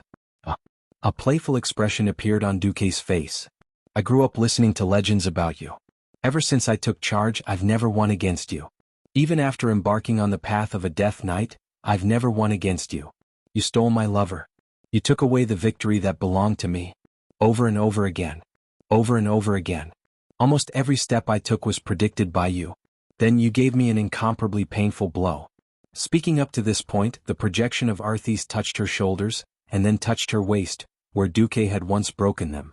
"When I fused with Nazul to become a true Lich King, I not only gained power, but also an even more despairing experience of failure. It wasn't until that moment that he and I realized that you had already become a nightmare for both of us. You're simply the most hateful and terrifying nightmare. Your existence itself is the biggest obstacle to our hegemony. Duque's face was filled with the word, embarrassment. The second fool continued to vent his emotions. In these 20 years, we've never won against you even once. Fighting against you is simply fighting against fate itself. We're not satisfied. So even if it's a small victory, I have to win against you, Duke Marcus. Hearing this, Duque only wanted to reply to the second fool. Mother * King retard. Duque completely understood that these two poor fellows had already been abused like dogs by him, and had a serious psychological shadow. He didn't know if shivering plus shivering would become the square of shivering. In any case, for this kind of big villain, Duque didn't care if they died. Oh no, they were already dead. Then let them eat *T. Perhaps this was the general trend. The original Lich King Arthas in history was so domineering. Because of this, Duque had long planned to abuse him more and more fiercely over the years. Well, this could be counted as a big explosion of accumulation. An Arthas with a flaw in his heart was easier to deal with than the second fool who was full of confidence and arrogance. Now, in order to win against Duque once, he paid an unequal amount of power. How to put it? Duque shrugged and spread his hands. Well, you beat me once, I hope you can be so talented or so lucky next time. This confrontation could only end with a small victory for the Lich King. If the fight continued, Duque could at most crush the crystal skull. That thing could also be considered a divine artifact, but it was insignificant to Arthas, so Duque wasn't interested in destroying it. Now that he knew, he would be prepared in the future. The value of that thing was about the same as a pebble on the side of the road. In the city of Calamity, 100 kilometers away. After confirming that all the coalition forces in the city of Calamity were dead, Kale gave the order to open fire. This was destined to be in vain. As one of the few magic veins in the Ice Crown Glacier area, the city of Calamity had an extremely strong supply of magic. With Arthas in charge, the bombardment of magic cannons was nothing more than a meaningless battle of elemental energy. Using elemental energy from afar to fight with elemental energy absorbed on the spot was as ridiculous and futile as using water from afar to put out a nearby fire. After venting for a while, Kale understood the reason. Without needing Duque's reminder, he directly ordered the Dalajan to retreat. After all, the Dalajan was not a purely offensive flying fortress. If too much of the magic net was overdrawn, in the end, the Dalajan would crash into the enemy's formation at any moment. This was not worth it. Seeing the Dalajan retreat, Arthas did not chase after them. With a wave of his hand, he directly ordered the remaining Scourge soldiers to retreat through the top of the Door of Death, Mordressa, to the evil castle of Malakaris in the center of the Ice Crown Glacier. Chapter 1685. In the northwest, the battle where Malygos was teaching Kalegos how to be a dragon also ended before Alexstrasza arrived. Today the Dragon Lich could bully his own little brother, but he would never dare to fight his former big sister one-on-one. This time the battle was over. It was hard to say who was the real winner. The defense line of the Ice Crown Glacier that Lich King Arthas had maintained was completely broken. Although the west and northwest sides were not breached, the Alliance still managed to obtain the City of Calamity, an important strategic fulcrum on the plateau, on the east side of the defense line. Originally, the Calamity army could take advantage of the terrain and form a terrible strangulation formation with the Gate of Death as the center. Now, once the Alliance attacked, they had to fight a war of attrition with the Alliance on the relatively narrow bridge. On the other hand, the Calamity army's strength did not decrease but increased. In addition to the loss of many giants in the direction of the Iron Wall Dam, after the new plague jointly developed by Malygos and Professor Putricide spread in the Battle of the City of Calamity, excluding those destroyed by the tanks of the mechanical gnomes, the Calamity army gained a total of 50,000 elites. Most of them were low-grade professionals. Even for the Calamity troop, which had a huge business, it was still a significant increase in strength. Originally, before Arthas left, he also removed the ice wall around the City of Calamity, hoping to further pollute the surrounding environment. Duque, who was prepared, hurriedly mobilized the Red Dragon Legion to burn the entire City of Calamity along with the plague. The battle on March 15th was over.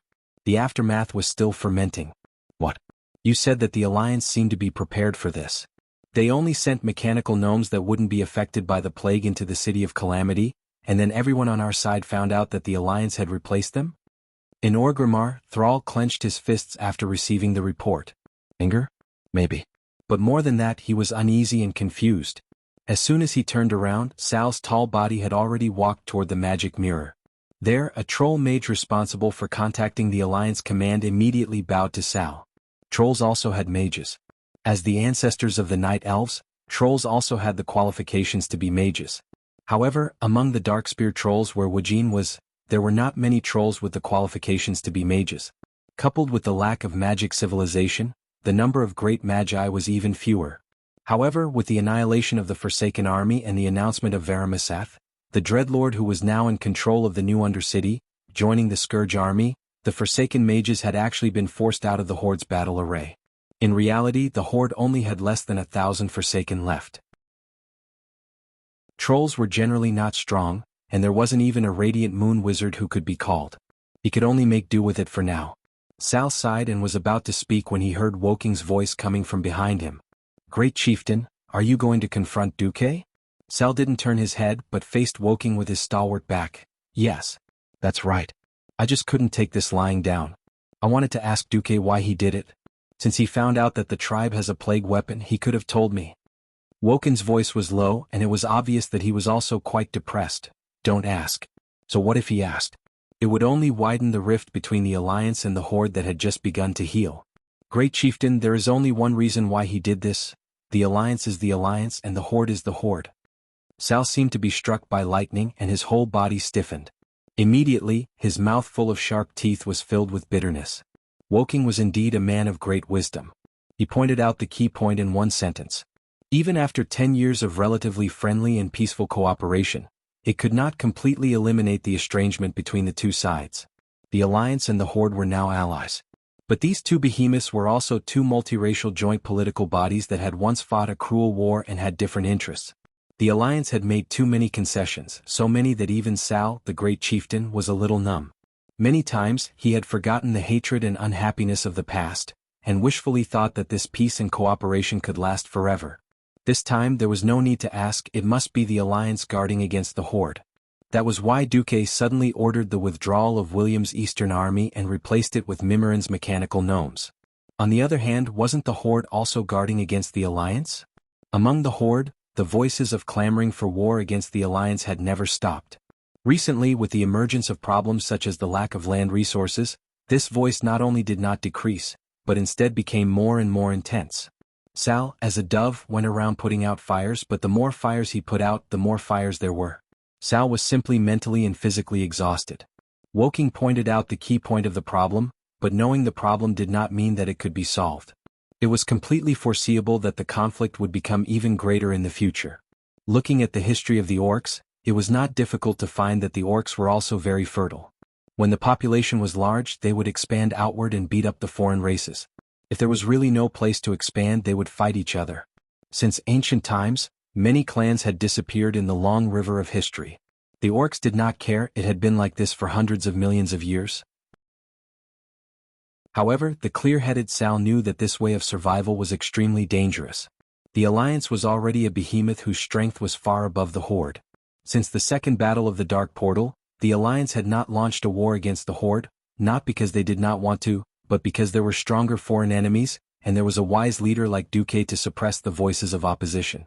Once the flames of war were ignited, the Alliance would most likely not be burned to death, but the Horde would definitely be destroyed. Sal was trying his best to maintain this fragile balance, trying to maintain peace with the Alliance. If the group of traditional orcs below did not grow brains and continued to make trouble, then Sal did not dare to think about it. In his mind, thousands of thoughts turned, and finally Sal was discouraged. Woking, informed Duque for me. Say that the Horde Expeditionary Army has been hit hard and needs a long time to rest in place. I hope that supplies can be prepared. Understood. Woking humbly put one hand on his chest and bowed to Sal. However, he saw the figure of the great chief become extremely lonely. Alas. At the same time, in front of the frozen throne. One burly, one thin, two figures exuding terrifying dark energy fluctuations, just like that, crawled in front of the high white throne. The supreme voice of the Lich King floated down from the top of the throne. Anastrian, are you not convinced? The body of the former Sun King shook violently, and finally squeezed out a sentence from between his teeth. I dare not. Oh, you just don't dare? Accompanied by the cold voice, the palm print branded on the right side of the Sun King's face suddenly became as black as ink. It was obviously a dark color, but it exuded an extremely hot soul-burning pain, causing Anastrian to roll on the ground in pain.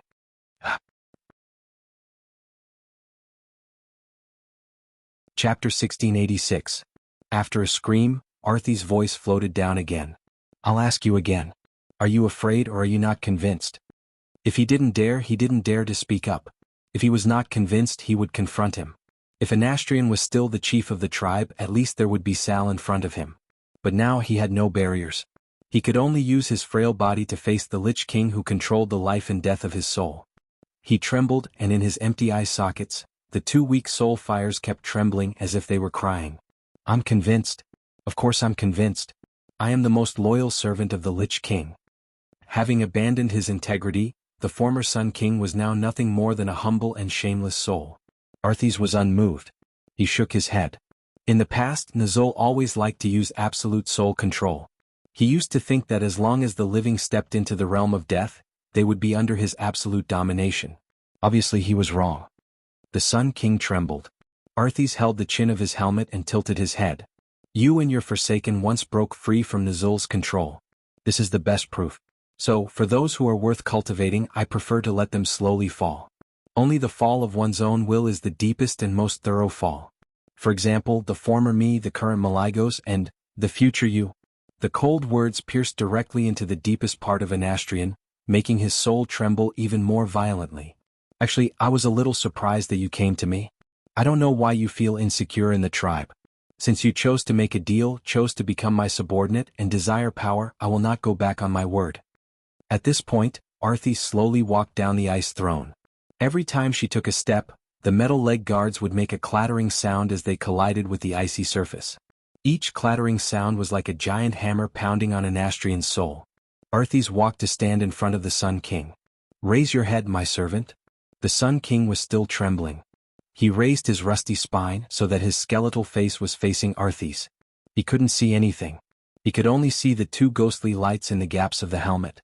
If he could still swallow his saliva, he would be gulping right now. Unfortunately, he could not. It was a pressure and coldness that could even freeze souls.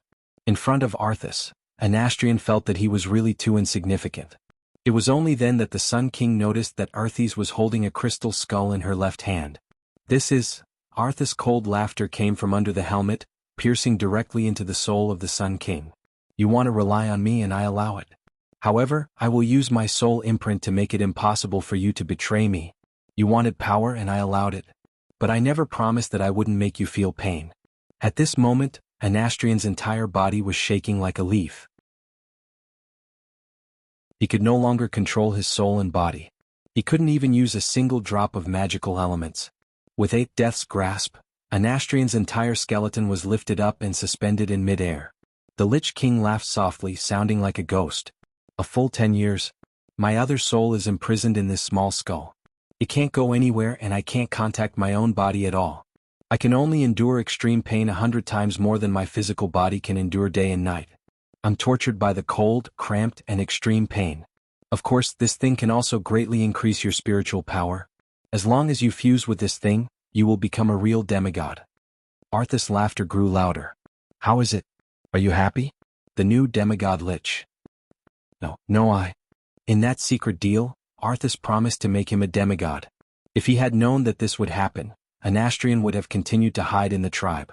Even if his dirty deal with Kill Jaden was exposed, he might still be able to hide in the new Undercity and resist stubbornly. Becoming like this was simply courting death. Come on. You should be happy. Duque has too many demigods under him. I also need more powerful demigods to help me. With that, Arthas pressed the ice skull that had imprisoned Nazul on Anastrian's face. Crack! How did it feel to have the bones in his face slowly crushed inch by inch? Even though he was no longer alive and had lost his nervous system, the pain in his soul still made Anastrian on the verge of collapse. He wanted to scream but he couldn't. He wanted to resist but he couldn't. He could only watch helplessly as the seemingly fragile ice skull crushed his entire skull. He felt that he had lost something forever. He didn't know what it was, but he had a vague feeling that it must be something very important. After a full 5 minutes, Arthas finally crushed the poor thing's skull into powder. A cold gust of wind blew, and the bone powder scattered on the ground was blown away without a trace. Above the Sun King's body, there was now a completely different pure white skull of ice. The skeleton that had lost its life a long time ago, under the stimulation of the rampaging dark power, made rather funny convulsions. There were even many movements where the joints were twisted. Arthas suddenly wanted to laugh. He could laugh if he wanted to. Ha ha! The arrogant laughter that seemed to dominate everything in the world reverberated around the ice-ceiling throne, and then floated into the entire ice-crowned fortress, echoing non-stop. All the high-level undead creatures that could express emotions were stunned at first. Then they immediately followed Arthas and let out unpleasant owl-like laughter. Ha ha! How long did he laugh for? Arthas didn't know. He only knew that he was in an extremely good mood. Looking at the undead creature that was still convulsing laughably on the ground, Arthas instructed the Blood Queen, "When he returns to normal, I want all the information he knows. The Alliance, the Horde, and the Dragon's Slumber Shrine." Yes. The Blood Queen's eyes bowed. On the other side, the Alliance held an emergency throne meeting. There was a lot of discussion. Some wanted to slow down while others wanted to fight fiercely. Obviously, no one could convince the other. The strength of the Calamity Army was still terrifying. After taking down the city of Calamity, Arthas almost pulled out all the low-level undead creatures to attack the Alliance's position. According to a conservative estimate, there were still more than 1 million elite skeleton soldiers. The number of undead creatures of different levels could not be calculated at all. Anastrian and Delano joining the Calamity Army also meant that a considerable amount of information had been leaked. Chapter 1687. With Anastrian and Dranos joining the Scourge, the Horde would naturally suffer the greatest blow. One of them controlled the tribe's communication network, while the other's father was the highest-ranking military commander under Thrall.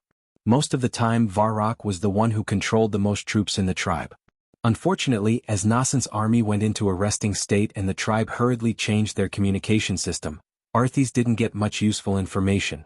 The Alliance had always been wary of the Horde, not to mention the Forsaken who had a direct grudge against them.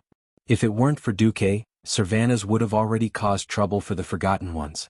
If Duque gave a hint with his eyes, Queen Sylvanas might even annihilate the Forsaken with the power of the entire country and the Night Elves. In fact, what Arthas wanted the most was the Weave. Without the Weave, the strength of the Alliance's mages would drop by at least half. It wasn't as if the Doomsday Army had never killed a mage from the Alliance before.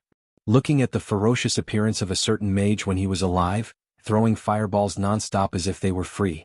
As soon as he turned into a lich, he was done for. The Weave had given the Alliance's mages too much support, to the point where it was like replacing a shotgun with a cannon. As long as he infused his overflowing spiritual force as the energy for the Weave to operate, he would be able to use the elements almost limitlessly in battle as long as he didn't exceed the upper limits of his tolerance. He didn't even need to communicate with the elemental plane. All the elements had been filtered, purified, and stabilized in the Weave. As long as a mage completed the last step of elemental modeling, they would be able to cast an offensive spell that was far beyond their combat level. The Weave was Duque's lifeline and was directly under Duque. Without mastering magical abilities that were above Duque's, there was no way he could snatch it.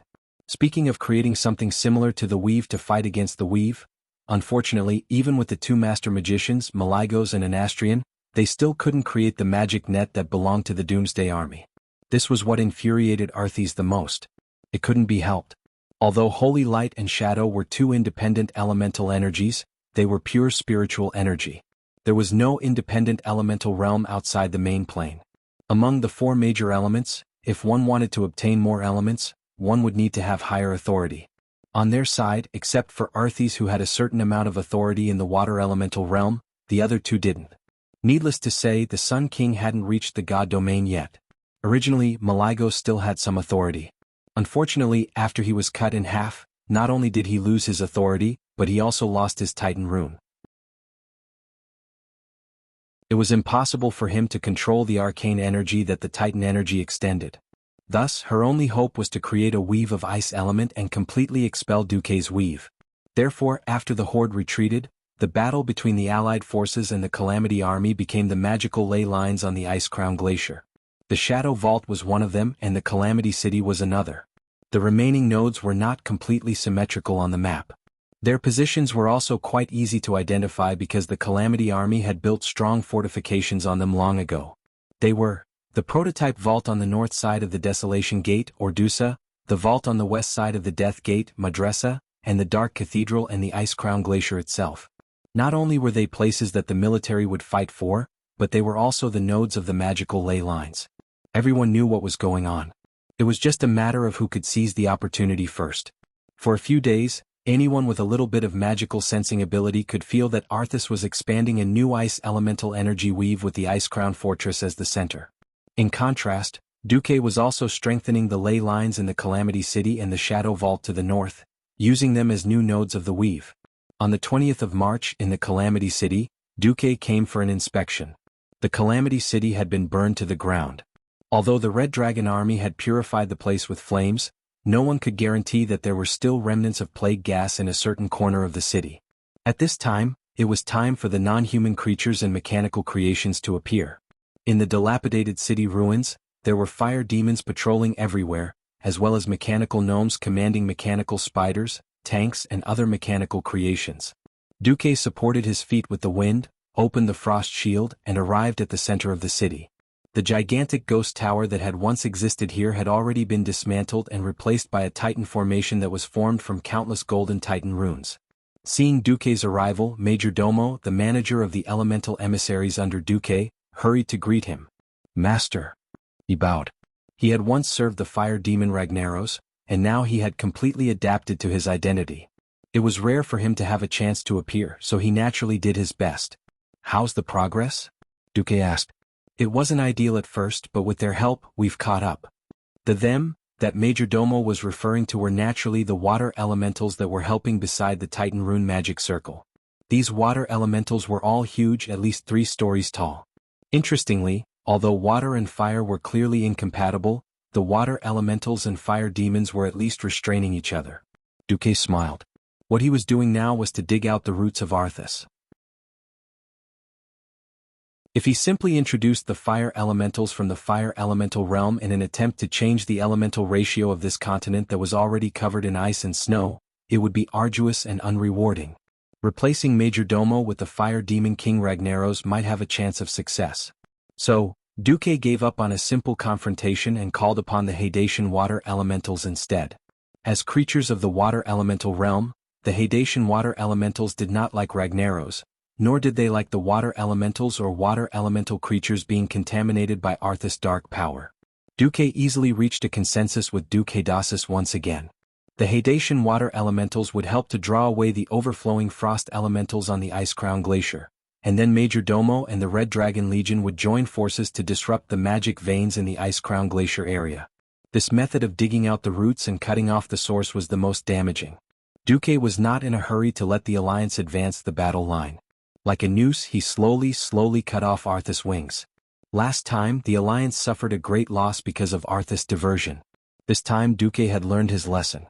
He placed a large number of troops in the Shadow Vault and the City of Calamity, and withdrew the main force in other places, leaving only symbolic defense, and they were all mechanical gnomes and mechanical dwarves. If you have the ability, why don't you turn these robots into undead creatures? In the Shadow Vault, in addition to the Black Edge Knights, there were now the 4 Guardians of Alkavan working together to guard it, plus Hodier, Onyxia, Vasht and Kalegos. Chapter 1688. Naxxramas hovered in the air a little further north of the Shadow Vault, repairing itself. In Calamity City, Alexstrasza and Mimiron were in charge, with Alun helping to keep an eye on the screen from time to time. Duque was in charge of mobility. The rest of the Alliance had all retreated far away. After the Dalajan demolished the Iron Wall Dam, they returned to the Crystal Song Forest, maintaining a position to provide support at any time. Varian's troops retreated back to the Silver Arena to continue training. The Allied armies were advancing with such patience that Arthas couldn't find a single opportunity to strike. He had sent a large number of low-level undead to play with the Sea of Corpses, but there were flying warships above, dragons at low altitudes and Mimiron's mechanical army on the ground. There was no way to get the corpses of creatures, which meant that the Scourge couldn't be replenished. Arthas didn't send his elites, which meant that he was actually fighting a war of attrition with Mimiron. He wouldn't be able to add any more undead to use up the metal ingots in Mimiron's warehouse. Originally, the Scourge's characteristic of having more and more undead was shameless enough. Mimiran's characteristic of having unlimited metal ingots was simply the Scourge's greatest nemesis. Second Fool was so angry that he wanted to curse. On this side, the main force of the alliance was restraining Arthas. On the other side, a certain Dreadlord in Winterspring was suffering. Perhaps many beastmen in the tribe weren't interested in crossing the ocean and traveling thousands of kilometers to the north. But the tribe wouldn't tolerate betrayal. While Northrend's tribal army was resting, Sar directly summoned his direct subordinate clan, the army of the Frostwolf clan, along with the armies of the Blood Elves and Night Elves, to form an alliance and enter Winterspring to quell the rebellion.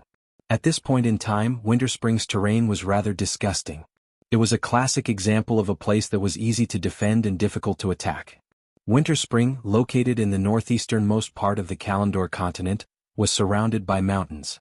Steep cliffs up to 1,000 meters high made this land of ice and snow seem even more harsh. In a sense, an Astrian hiding in Winterspring after escaping from Gloom City wasn't necessarily a disgust for the Alliance, or more accurately, a disgust for the Night Elves.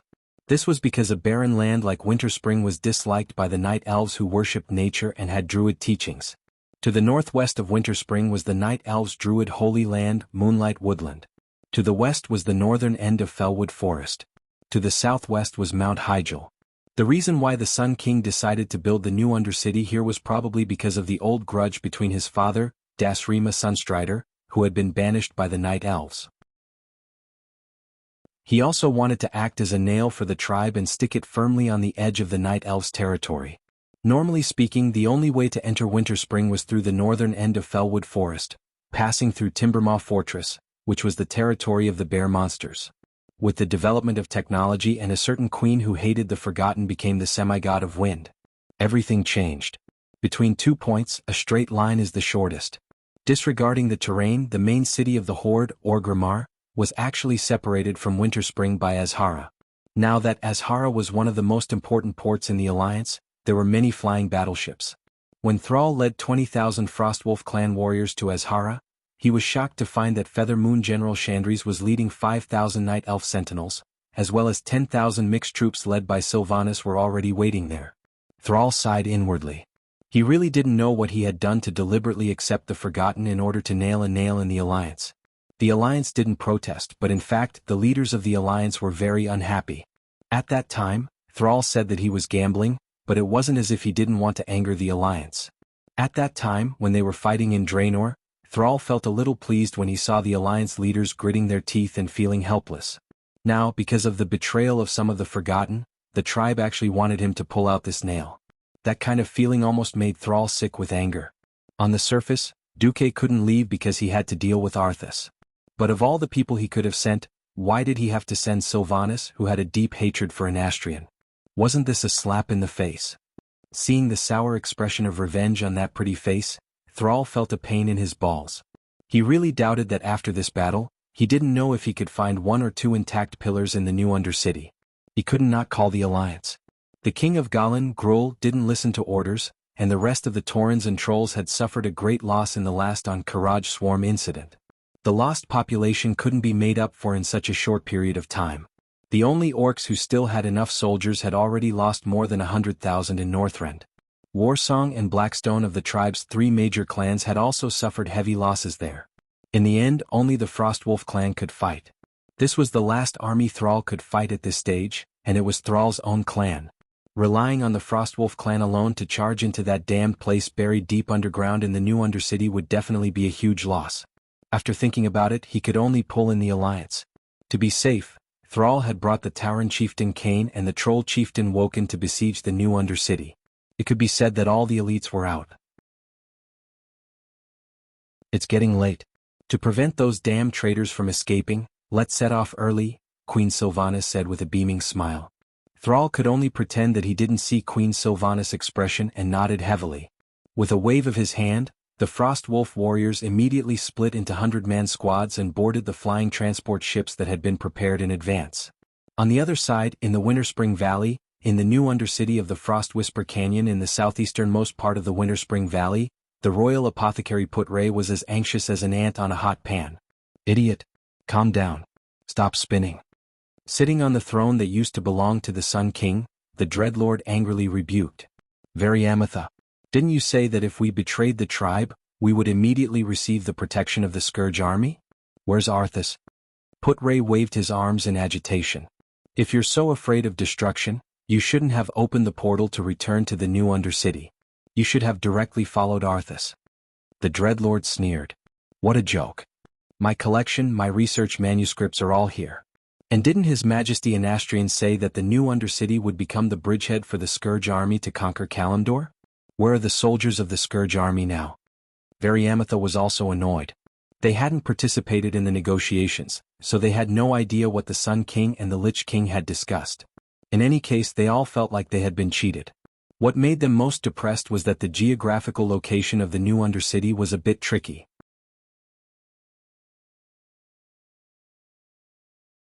Chapter 1689.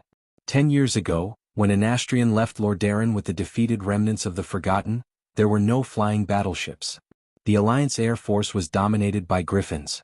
Therefore, the location of the new Undercity was chosen in the disgusting terrain of the Frost Whisper Canyon. By land, it was normal to first pass through Timbermaw Fortress, have a friendly exchange with the ferocious Timbermaw Bear, and then follow the smoothest road under the valley, all the way east, bypassing Perpetual Moon Town, playing games with the Frozen Chimera on the way, playing games with an army of blue dragons, and then being beaten half to death by wandering Yetis before finally arriving at the Frost Whisper Canyon, which was easy to defend and difficult to attack.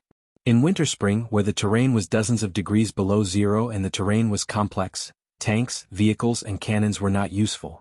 If you want to come in, use infantry to kill people. It should have been like this. Unfortunately, the emergence of the flying battleship broke all the old military common sense. The Alliance army didn't need to specifically go to Timbermaw Fortress. I flew directly over the mountains from Azhara. Originally, flying a spacecraft in the mountains was also a considerable risk because the closer to the mountains, the more wind passed through the mountains or canyons, and then the turbulence formed. It was easy for the spacecraft to lose control and crash. However, the Alliance had Queen Sylvanas.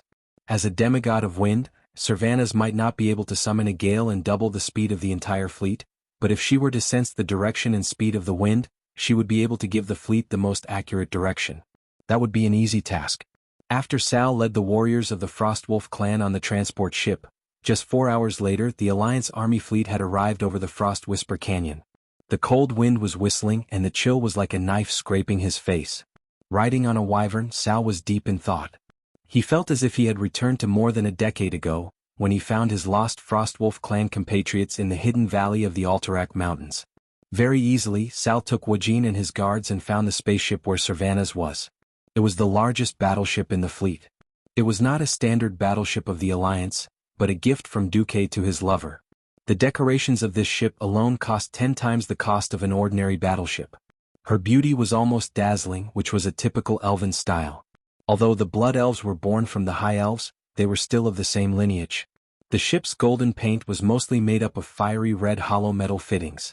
The huge propellers were covered by flying wing-shaped decorations. From afar, it looked like a pair of dragon eagle wings. It was as flashy as it could get. Even if they were 3 or 5 kilometers away, they would definitely recognize him. The Alliance had already played around with the flying battleships, but the Horde's flying battleships had only just begun. In fact, the Horde already had a few flying battleships, but they were obsolete models that the Alliance no longer wanted. The tribe owed the Alliance a huge debt that they couldn't pay. Only the Rusty Water conglomerate bought it for imitation. The results of the imitation weren't good. Due to the lack of an industrial foundation, many of the parts could only be polished by the gnome craftsmen. Gnomes were known to be sloppy in both inventing and working. It looked like the same thing, but it was completely different when used. Several tests of flying into the air ended in failure, and 3 imitations of the flying battleships crashed. It didn't matter if he couldn't imitate it. This group of brain-dead gnomes also courted death. They forcibly repaired a good ship and turned it into a broken ship. When Wajin shamelessly asked the gnome craftsman to repair it and found the problem and reported it to Wajin, the gnomes refused to admit it, which made Wajin angry. As a result, the only usable flying battleship in the entire tribe was left in Orgrimmar. The gnomes were not without contributions. At least they made the gnome airship. That thing was an improved version of the gnome's hot air balloon from more than 20 years ago. Although the failure rate of each flight was constant at 100% and the crash rate was 20%, after Sal limited the flying height of the gnome airship to not exceed 20 meters from the ground, there were not many deaths. For the time being, it met the needs of long-distance flight. However, it was infuriating to compare with others. Why were the gnomes of the Alliance so much more reliable than the gnomes of the Horde? While he was a little confused, Sal and his party flew to Queen Sylvia's flagship, Windrunner. In a sense, the Windrunner was a combination of a spaceship and a gunship. Unlike the existing flying battleships of the Alliance, the entire upper deck of the Windrunner was empty. The front half was a flat flight deck with 6 sloping entrances towards the stern for birds to enter and exit. The back half was a landing area. In addition to the normal landing area, there were several huge fishnet-like things that could be bounced up. The inspiration came from the grappling rope that an aircraft carrier used to quickly stop an aircraft. The middle deck was also a medium cannon with a firing range of only 180 degrees and a hemispherical cover that surrounded the entire ship. Those covers were actually magic cannons. Compared with the kinetic cannons that used gunpowder, the magic cannons were not weaker. Unfortunately, because of the elemental dissipation, the range of the magic cannons was shorter. In contrast, the magic cannons did not have much recoil. Only under the ship were a few triple 283mm kinetic cannons, which were of pod design. Looking at the new equipment of the Alliance, Sal could only feel envy in his heart. The difference was too great, he could not even be jealous. The wyvern flapped its wings and landed on the flight deck. Thrall jumped down and saw a familiar elven general, Haduran Brightwing. "Her Majesty the Queen is waiting for you on the bridge. Please come with me." "Okay," Sal said, and Dworkin and the guards followed. Perhaps it was considering that every flagship needed to carry out multiracial joint operations. The door where the bridge was located was quite large, 3.5 meters high, and ordinary Taurens could easily enter. Opening the door, Sal quickly saw 2 elves, surrounding a 3-dimensional topographic map and pointing. "Sal, we need detailed information about the new Undercity, the more detailed, the better. Duque sent a big guy, if we are lucky this thing can save us thousands of lives." Sal and Dworkin looked at each other and sighed at the same time. After the Undercity was blown up, the Forsaken fell into a state of madness. The new Undercity's defense was even more fierce. The underground passages were curved, and no matter how many people were killed, it would not be enough to attack. However, traitors must pay the price, otherwise, anyone could betray in the future. It was because the tribe had to severely punish traitors and did not want to pay the price of too many elites, that there was room for the Alliance to intervene. Dworkin stepped forward.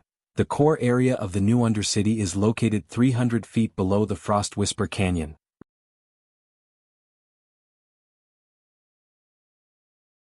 Chapter 1690. Woken introduced the situation of the new Undercity to the 2 female elven leaders. "First, we need to go through a magic elevator that is 150 feet deep to reach the main passage in the periphery.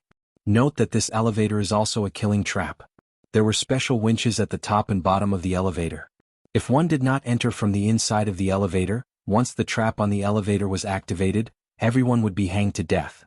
That's why we can't use a simple lift to reach the main passage. Then there's a horizontal passage here, but their vents feel a little strange. Now that their royal pharmacist has betrayed them, it's impossible. I'm afraid they'll spread plague gas through the ventilation holes. After passing through the main passage, there is a downward slope. Previously, we took a diagonal elevator down, but I saw that there was more than one set of rolling stones on the top of the elevator. If there are enemies, this slope is not safe. Oh, I heard that in order to prevent the dwarves from digging in, they drew an underground hot spring river that doesn't freeze. If they dig in carelessly, the tunnel will fill with water in minutes." Then, Wajin talked for 10 minutes in one go and marked the routes he knew as much as possible on the 3D map. Servanas and Chandris felt their scalps go numb after hearing this. If they used elite soldiers to force their way through, it was unknown how many people would have to die before they could settle it. No wonder the damned master pharmacist and the Dreadlord refused to leave without any reinforcements. It was because this mouse hole was the most powerful and safest place. Queen Sylvie made a pressing gesture with her hands and said, "Well, let's not discuss these details first." "No discussion?" Sal and Wajin were stunned. After all, the vanguard this time was a Frost Wolf Beastman. The Alliance doesn't care about the lives of the Frost Wolf Beastmen? It was Chandris who explained, No, entering the city is the last step. Let's open up a path with bombs first." Bombing? Could it be that the Alliance's cannonballs could already threaten 300 feet underground? This thought made the 2 tribal leaders shudder. Queen Sylvanas raised her hand, and an elf mage of the royal family immediately opened a magic mirror. The mirror showed a huge spherical bomb. The Red Dragon Queen Alexstrasza, is very angry at those who spread the plague. This was a blasphemy against life and nature. Such a person must be punished with destruction. Therefore, she asked the Bronze Dragon King Nozdormu to make this magic bomb called Fatty. When this thing explodes, it can produce an effect equivalent to 60% of Nozdormu's combat power. Sal and Wajin didn't know how terrifying Nozdormu's 60% power was. However, a mysterious dragon king who had mastered the power of time always made people feel that it was amazing even though they did not understand it. Of course, Nozdormu isn't willing to kill or destroy anything in this world. Because it would go against his duty, I asked Duque to help me prepare the second bomb, little boy. At this point, when she used the magic mirror to show the second big bomb, Queen Sylvanas' beautiful lips curled into a resentful smile. It was a smile of extreme anger. Little boy. Sal could not understand the bad taste of a transmigrator who regarded explosions as art. Queen Sylvie shrugged. Duque and Magni created this horrible thing. Nobody knows how powerful it is except for them. The second bomb in the picture had a completely different feeling from the first one. The first, Fatty, gave Sal the feeling of mystery, that kind of unknown uncertainty, like a whisper, always teasing his heart, making him eager to see what would happen when Fatty exploded. The second, little boy, had a violent and restless aura. Even through the screen, Thrall, who had already begun to study the path of shamans, could clearly feel that the amount of fire elemental energy that Duque had compressed in this thing was definitely astronomical. Sylvanas asked seriously, "Let me confirm one last time. In order to punish the tribe's traitor Putre and the Forgotten Ones who betrayed the tribe, it wouldn't matter if the Alliance launched a powerful attack and blew up New Gloom City, right? Even if Winter Spring becomes a dangerous place, is that right?" Sal and Wajin looked at each other and then nodded at the same time. Yes. Sal had to make such a decision. The warriors of the Frostwolf clan were his last hope. If even the Frostwolf was destroyed, he would not be able to control the situation. And Winter Spring actually had nothing to do with the tribe. The Forsaken Ones had never truly ruled over this place or occupied some of the mines. It was extremely cold here and there were many magic beasts. Even the Frostwolf beastmen did not want to live here. Moreover, this place was completely isolated by the Alliance. It was a complete enclave. In the past, the Forsaken could still be used as a nail to make things difficult for the Alliance. Now that even the Forsaken had rebelled, there was no point in restraining the enclave. Sal couldn't move his entire Frostwolf clan here, and then every time there was a tribal exchange or something, he had to look at the Alliance's face before he could cross the border, right?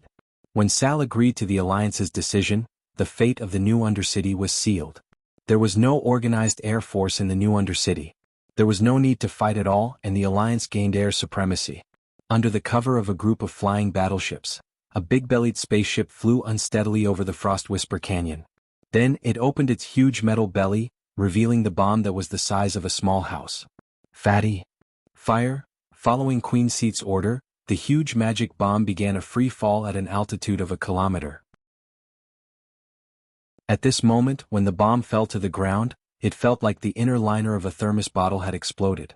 It was as if a layer of liquid or gas had spread across the ice layer at the bottom of the Frostwhisper Canyon the moment the bomb exploded. It seemed useless, but after a few seconds, whether it was Sal, Queen Seath, or all the Alliance soldiers who were watching this scene had a shocked look on their faces.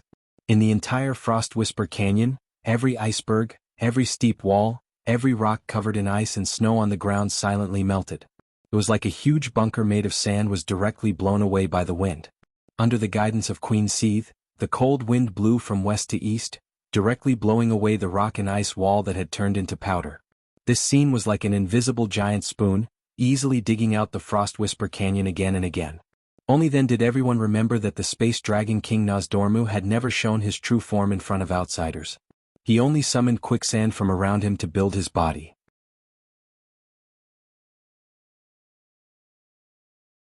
Chapter 1691. It was just that no one had thought that Nozdormu's ability to turn everything into sand and then transform it into his own body would be terrifying when used in ordinary battles. No matter how strong a castle was, it could not withstand the erosion of time. No matter how thick the rock layer was, it could not withstand the tide of sand transformation. So what if it was 300 feet? Right now, just by looking at it, at least 250 feet of frozen earth and rock layers had been directly turned into sand, blown away by the fierce winds that lingered in Winter Spring Valley. Looking at Nozdormu's rarely exposed power, looking at the bow of the Windrunner, looking at the elf queen's golden hair dancing wildly as she summoned the wind, Sal and Wajin were so shocked that they could not say a word. As if he had already expected the power of Nozdormu's move, when the entire Frost Whisper Canyon was almost dug out, the second transport ship with a big belly flew shakily to the top of the new Undercity. It was completely in front of Sal. Servanas laughed loudly in front of a group of blood elves. His laughter was full of wanton and hatred. Ah! Ah! Anastrian, you betrayed your people for your ridiculous immortality. Do you really think that no one can deal with your shamelessness? Do you really think that the blood elves can't take revenge on you just because you found a new backer? Let me tell you, this is wishful thinking. It's not that the time hasn't come yet. The time has come, all of them will be avenged. Ha! The blood elves laughed along. The elves were arrogant. For thousands of years, they had always boasted that they were a great race that stood at the peak of civilization. However, this great race suffered the most serious setbacks in the second and third battles of the Dark Portal. The Long Song Forest was destroyed twice, and even Silvermoon City was bombed. Their king even threw himself into the arms of the undead king for immortality. The humiliation of having their glory trampled on and the humiliation of being betrayed had always weighed heavily on the hearts of the elves. Times had changed, and the elves had to follow the trend and throw themselves into the arms of the Alliance under the leadership of Servanas. However, with their long lives, they had never forgotten this embarrassment. Many times even the support from the Alliance was seen as charity. However, this emotion was well guided by Servanas' subordinate, Rothelma Theron. The anger in the hearts of the people needed a target to vent, and the Sun King, who had betrayed the people in pursuit of immortality, was the best target. If he had forcibly changed his mind after being killed, it might have been forgivable. However, he was pressured and persuaded to voluntarily transform into a lich as a living being. This sin could never be washed away. In fact, after the Forsaken joined the Horde, the Alliance forbade the Blood Elves from deliberately causing trouble for the Forsaken. The Blood Elves hated the higher-ups of the Alliance because of this. Now that they had finally gotten their revenge, the Blood Elves immediately let out wild cheers. At this moment, this scene was being broadcasted to the entire Sindorii kingdom by Queen Sylvie using magic. With the prior announcement, the people all knew that today, their queen would lead an army to wipe out those traitors. Alright. Well done. Blow up those traitors. In the entire Sindorii kingdom, the people were excited. They held Servanas' portrait high, and at the same time, they burned dummies with Anastrian's name in various large squares. In the Dalajan city, Prince Kale, that's looked at the images from all over the Sindorii kingdom. At this moment, all the high elves in the Dalajan were anxious. In front of his supporters and the neutral elves, he also burned a dummy of his father, and then announced a decision that he had been preparing for a long time.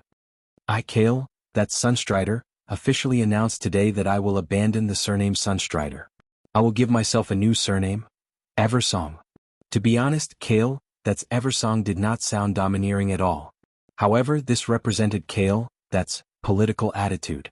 It symbolized that he had completely severed his identity as a prince, and he would never inherit the political legacy of his father. The surname Eversong, which represented the Eversong Forest, was more neutral. It not only expressed his attachment and love for his hometown, but also showed that he was closer to the Ranger faction. He could be the president of the Dalajan, but in the end, when his destiny was over, Kale, that still thought that he could return to his roots. His political signal was responded to by the queen. Lord, that's came. She opened a portal and nodded at Kale, that's. He nodded at Kale, that's stayed for a few minutes and then left without saying anything. Everyone knew that this meant that the ruling Ranger faction had accepted Kale, that's and his followers. Above the Frost Whisper Canyon, the big bomb with the words, "For the traitor," written in Elvish text slowly fell and began to free fall under the gaze of tens of thousands of elves in the magic mirror of the live broadcast. A moment later, a terrifying light that seemed to be able to burn the retinas of mortals lit up below. It was a dazzling light that was like the rising sun. With a loud rumble, a small mushroom cloud rose in the canyon. A huge shockwave directly swept up an even higher and more terrifying cloud of dust and stones, rushing in all directions. At that moment, the sky and the earth lost color. In the political fleet in the sky, no one made a sound. Everyone was deeply shocked by this exaggerated scene. In the Naxxramas command post, Duque curled his lips. It's not a day of nuclear annihilation yet. The data in the system prompt made Duque a little unhappy. In the eyes of others, this was already very terrifying. But the system data said, It's equivalent to 2,000 tons of TNT. Duque scratched his head. Sure enough, if it's not nuclear energy, it won't be that powerful? A few years ago, Duque used the system to clean up the little stuff in his head, and after a long time of pointing and pointing, the Alliance completed the research of TNT and the emergence of modern artillery. However, the more advanced theory of the atomic bomb was not something that a college student like Duque could come into contact with. Knowing the most superficial principles didn't mean having the knowledge and industrial foundation to research. The technology tree had already climbed to an exaggerated level, and if the steps were forcibly pulled any further, it would pull the balls. Compressed fire elements with demigod-level magic power and loaded with 10 tons of TNT, this was already the limit of what conventional weapons could achieve. However, it's good that there's no nuclear radiation. At least we can dismantle those bones in the new Undercity. In the video, the last layer of rock blocking the top of the new Undercity had been destroyed. In the gradually settling smoke and dust, everyone could see the upper buildings of the new Undercity. Queen Sylvanas jumped down first. She turned into a terrifying tornado and blew away all the small gravel blocking the gap. There was no need for her to give any instructions. The other commanders on the battlefield easily found a way to break through. Kill, destroy those traitors. For the blood debt of Sindorii.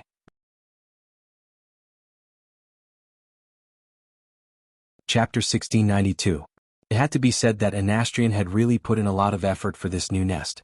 In the absence of human resources, it could be said that he had made full use of the mechanics. It was just that his poor imagination had limited the construction of the new Undercity. He had never imagined that the 100-meter rock stratum that he relied on as an absolute barrier would be broken in such a way. No matter how many traps he had set up outside the new Undercity, what was the use of them? They would not pass through your traps at all, and would directly enter the deepest part of your nest. Unless you had a bunch of big bombs hidden in your house and were prepared to die together with your enemies, the Forsaken who had participated in this betrayal would definitely kneel down. Seeing the Beastmen and Blood Elf army descending from the city dome that was supposed to be a rock stratum, the Forsaken were all frightened.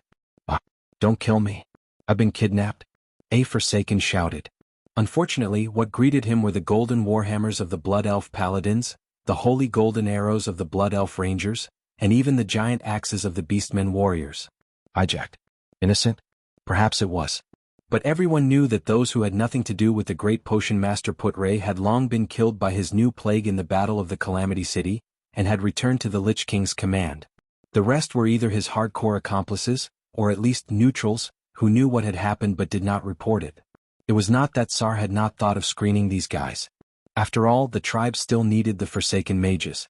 But Wajin reminded him that the anger of the Beastmen being betrayed could only be extinguished by destruction and death. In any case, the Blackrock tribe had been betrayed again. This was an ironclad fact. The last time was the incident of the Blackhand brothers 20 years ago.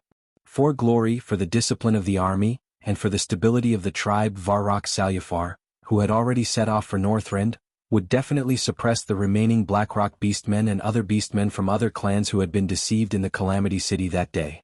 But every pair of eyes was watching the great chief's every move. The Beastmen could allow those who disagreed to leave, but they absolutely could not tolerate this kind of betrayal on the battlefield. Therefore, the elite assault troops led by the Frostwolf clan were even more ruthless than the Blood Elves.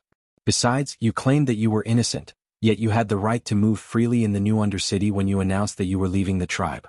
Who were you trying to fool? None of the Forgotten Ones still in the new Undercity were innocent. When the huge battle axe descended, the Undyings whose muscles had long since lost their tenacity were torn apart. His head was chopped into a rotten watermelon, his arms and legs were cut off like broken firewood, and his body was like a rotten rag bag, with the blackened and withered organs falling out. Blood-curdling screams and wails of despair could be heard everywhere. It was the same for the Beastmen and the Blood Elves. There were no surrenders, and all the corpses of the Forgotten Ones were completely destroyed. The Blood Elf priests and holy knights who followed up immediately sprinkled holy light and holy water, purifying all souls that could turn into vengeful spirits. Ha ha ha. Servanas brandished the divine artifact longbow, Solidar Stars of Fury, and happily slaughtered the Forsaken. That's right, he wasn't shooting arrows. Instead, he was using the curved structure of the longbow to slash the fleeing Forsaken with a martial technique that resembled a machete. They were directly breached from the inside. Coupled with the huge explosion of the great bomb, many of the tunnels collapsed. The Forsaken ran around like blind flies before they were killed by the allied forces that caught up to them. No. Great Chief, don't kill me, I can serve you? The captured royal pharmacist Put-Ray screamed in fear. Serve you? Go to hell and be a slave to your traitorous compatriots for millions of years. In front of the accompanying troll mages and under the live broadcast of the magic mirror, Sal grabbed Putray's collar and ruthlessly threw him to the ground. The heavy and enormous combat boots stomped on Presley's waist, and with a crisp crack, that guy's entire lumbar vertebra and pelvic bones exploded. This is the fate of traitors. Sal roared domineeringly, raising the hammer of destruction in his hand. Through the magic mirror, the beastmen who were still resting in Northrend could clearly see their great chief's black hammer ruthlessly smashing the head of that damned traitor into a rotten watermelon. A rotten watermelon that had expired. Every beastman raised their arms or weapons at this moment, letting out deafening roars. Well done. Kill the traitor. This is the price of betrayal. On the other side, Sylvanas found the Dreadlord Verimithus. Almost as soon as she saw him, Queen Sylvanas felt as if she was in a predestined battle. She did not know that this sinister-looking demon in front of her would become her subordinate in the original space and time. She also did not know that in the gates of heaven's wrath, he had also betrayed her. At this point in time, Queen Sylvanas only knew that this disgusting guy in front of her was one of the main culprits who had participated in the destruction of Longsong Forest and Silvermoon City. No, I can. The Dreadlord had no moral integrity. Perhaps other demons hated death, but they were not too afraid of it. Verimithus was different. Back then, he had entered Azeroth as a supervisor of the Scourge army. Later, after Archimonde died, he and the other Dreadlords first sought refuge with Arthas, and then were instigated by Anastrian. It was not an exaggeration to say that he was a slave of 3 different surnames. It would be better if he did not die, but once he died, his soul would be forced back into the twisting nether. Although the 3 leaders of the Burning Legion were now kneeling, who could guarantee that they would not come back to deal with him when they resurrected in the future? Thus, he knelt before Queen Sylvanas on the spot. Unfortunately, if Sylvanas was the Forsaken Queen who had just taken over the Forsaken in the original history and was extremely lacking in power and helpers, she might have tolerated him. Now that she was the demigod of Azeroth, the true Queen of the Elves, and the partner of the Alliance Commander Duque, did she need a slave of 3 different surnames to be her subordinate? Stop joking. Sylvanas did not even care about him. All she wanted was destruction and revenge. Good for the Scourge army. Good for the Forsaken. Good for the demons. Destroy them all. Wind elements completely exploded from Queen Sylvanas' body. A violent aura, overflowing with divinity, almost filled every corner of this dark palace. When he saw the lightning bursting from Queen Sylvanas' divine longbow, the Dreadlord no longer had any hopes of getting lucky. He pounced over and with a wave of his hand, a large ball of stinky rotten bee swarm was thrown over. Unfortunately, the dazzling lightning arrived with a loud rumble, turning everything in the large room into nothingness. The violent thunderbolts destroyed everything.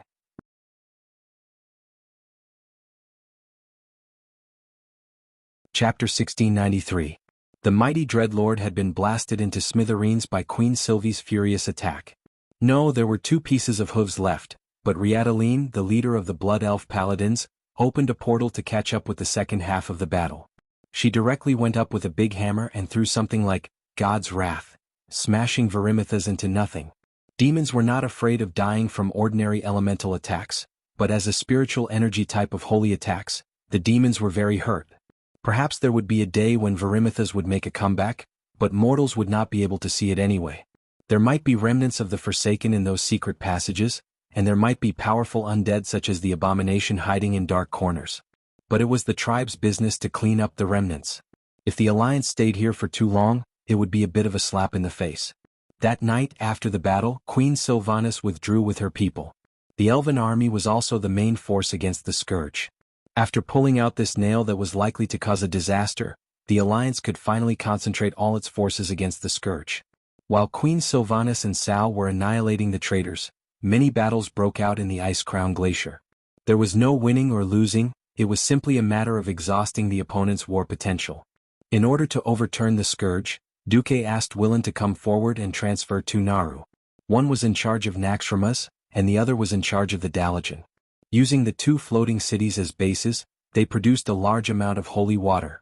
Cannonballs were covered with holy water, weapons were covered with holy water, And even in all the upwind directions of the ice-crowned glacier, Duque had people pour a large amount of low-purity holy water. The scourge looked like they wanted to poison all the creatures in the world with a plague. The Alliance army looked like they wanted to purify all of Northrend with holy light. During this period, around the evil castle, Maricaris, there were many battles between the Alliance army and the scourge. The biting cold wind blew the ice dust on the frozen plateau, and the cold fog rolled up like 1,000 layers of waves, layer upon layer, surging into the distance. In the wind that whistled like ghosts all year round, a large number of humanoid objects were slowly moving forward against this icy wind. Even in spring, the temperature in the ice-crowned glacier would not be higher than 0 degrees. The cold wind rolled up the ice dust and blew the armor of this group of humanoid objects, and the cold wind invaded their bodies, but they still did not feel it. Because they had all died a long time ago. Woo woo woo. A shrill alarm sounded from the east side of the mountain wall. The mountain wall that seemed to be a part of the dead world suddenly came to life. Countless people came out of the caves and tunnels and quickly entered the designated positions. These bones are coming every hour. They're really not tired of it. A soldier teased. Shut up. If we didn't have enough troops to rotate, we would have become like them. An Alliance officer scolded his subordinate. This was a plateau close to the Gate of Death, Mordressa, in the east of the ice-crowned glacier. At this moment, the Scourge soldiers were gradually approaching the Alliance's position on the eastern mountain wall. They were the first to enter the range of the cannons. Katyusha, fire 3 consecutive shots. The highest commander of the camp, Lilith Windrunner, ordered calmly. Orders from General Windrunner. Katyusha, fire 3 bursts. The colonels and lieutenants in charge of each sector gave their orders. Although the large-caliber cannons were very powerful and could kill all the Undying within a radius of tens of meters, it was not worth it for the Scourge Army's zombies tactic. Heavy cannons of more than 150 millimeters were more suitable for bombing high-value targets such as fortresses, not these skeletons and zombies that Arthas saw as purely expendable. The first to fire was of course the Katyusha rocket launcher. Thousands of rockets flew across the sky, creating an artificial meteor shower. Boom. Flesh and blood flew everywhere, limbs exploded, and ice shards splashed everywhere. If it was an ordinary mortal army's infantry facing such a terrifying attack, they would have collapsed or at least stopped advancing. However, the Scourge soldiers, who had no sense of pain and no consciousness, continued to limp forward. Even if their lower bodies were blown off, they still used their remaining arms to maintain their posture of crawling. In other places, perhaps Katyusha would have been enough to solve all the problems. This was the extremely cold ice-crowned glacier. Even though the surrounding mana veins had been invaded by Duque, violent cold winds still blew all year round. The Katyusha rockets landed on the ground. Other than the initial damage caused by the explosion, the fire that should have caused a second round of damage was extinguished by the cold wind. Even if there were any remnants of the fire, it would be extinguished by shadow wizards and low-level liches with their blizzard. On the Alliance's side, the Katyusha that had fired all the rockets quickly retreated, allowing the Katyusha that was fully loaded with rockets to replace it. Within the scope of the binoculars, the sea of undead, which was originally densely packed like a tidal wave, had become a little sparse. Fire the small-caliber cannons quickly. Target the enemy's large undead creatures. Immediately, more trapdoors on the mountain wall opened, and long cannons extended out, revealing dark muzzles. The cannoneers hiding behind the cannons were looking through the cannons. This was the mainstream support cannon of the Alliance, the 88mm anti-aircraft cannon. These cannons could be used to attack ice dragons and abominations. It was versatile. They aimed at the gigantic undead monsters on the plateau and pulled the trigger of the cannons. Bang! Bang! Hundreds of holes on the mountain wall emitted black smoke from the cannons. Not only that, the 40mm Bofors anti-air cannons that were specially installed at the front line also started to fire at the larger undead creatures. Everyone knew that the Calamity Army had ice dragons that were only left with bones. In actual combat, there were also many skeleton draconians and skeletal draconians. They were not as powerful as abominations, but if they charged into the infantry formation they could still cause a lot of damage. It was a waste to use the 88mm cannons to blast these things. The Bofors were just right. The thick and continuous cannons easily tore these big bones into pieces. Closer. It was getting closer. When they entered the range of the mortars, the entire Alliance's position was filled with the sound of cannons.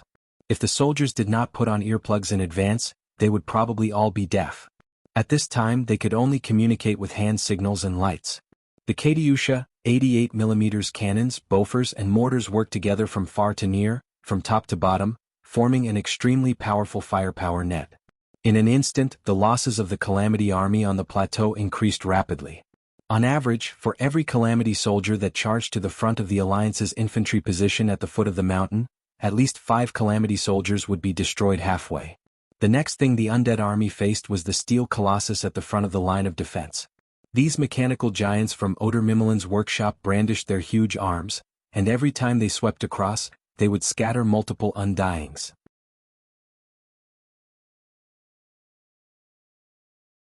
Chapter 1694. There was not a single Alliance soldier in the first 3 trenches of the infantry position. The ones stationed there were the mechanical dwarfs and mechanical gnomes under Mimirin's command. They were either using electric shocks or operating the new flamethrowers provided by the Alliance to destroy the Scourge soldiers with extreme efficiency. In Duque's estimation before coming to the Ice Crown Glacier, this was already an almost invincible formation. Unfortunately, there were too many Scourge soldiers. The seemingly impregnable front line of defense would always be broken through within a few minutes. This was because the bottom of the plateau of the Ice Crown Glacier was almost completely hollowed out by the spider demons belonging to the Scourge army.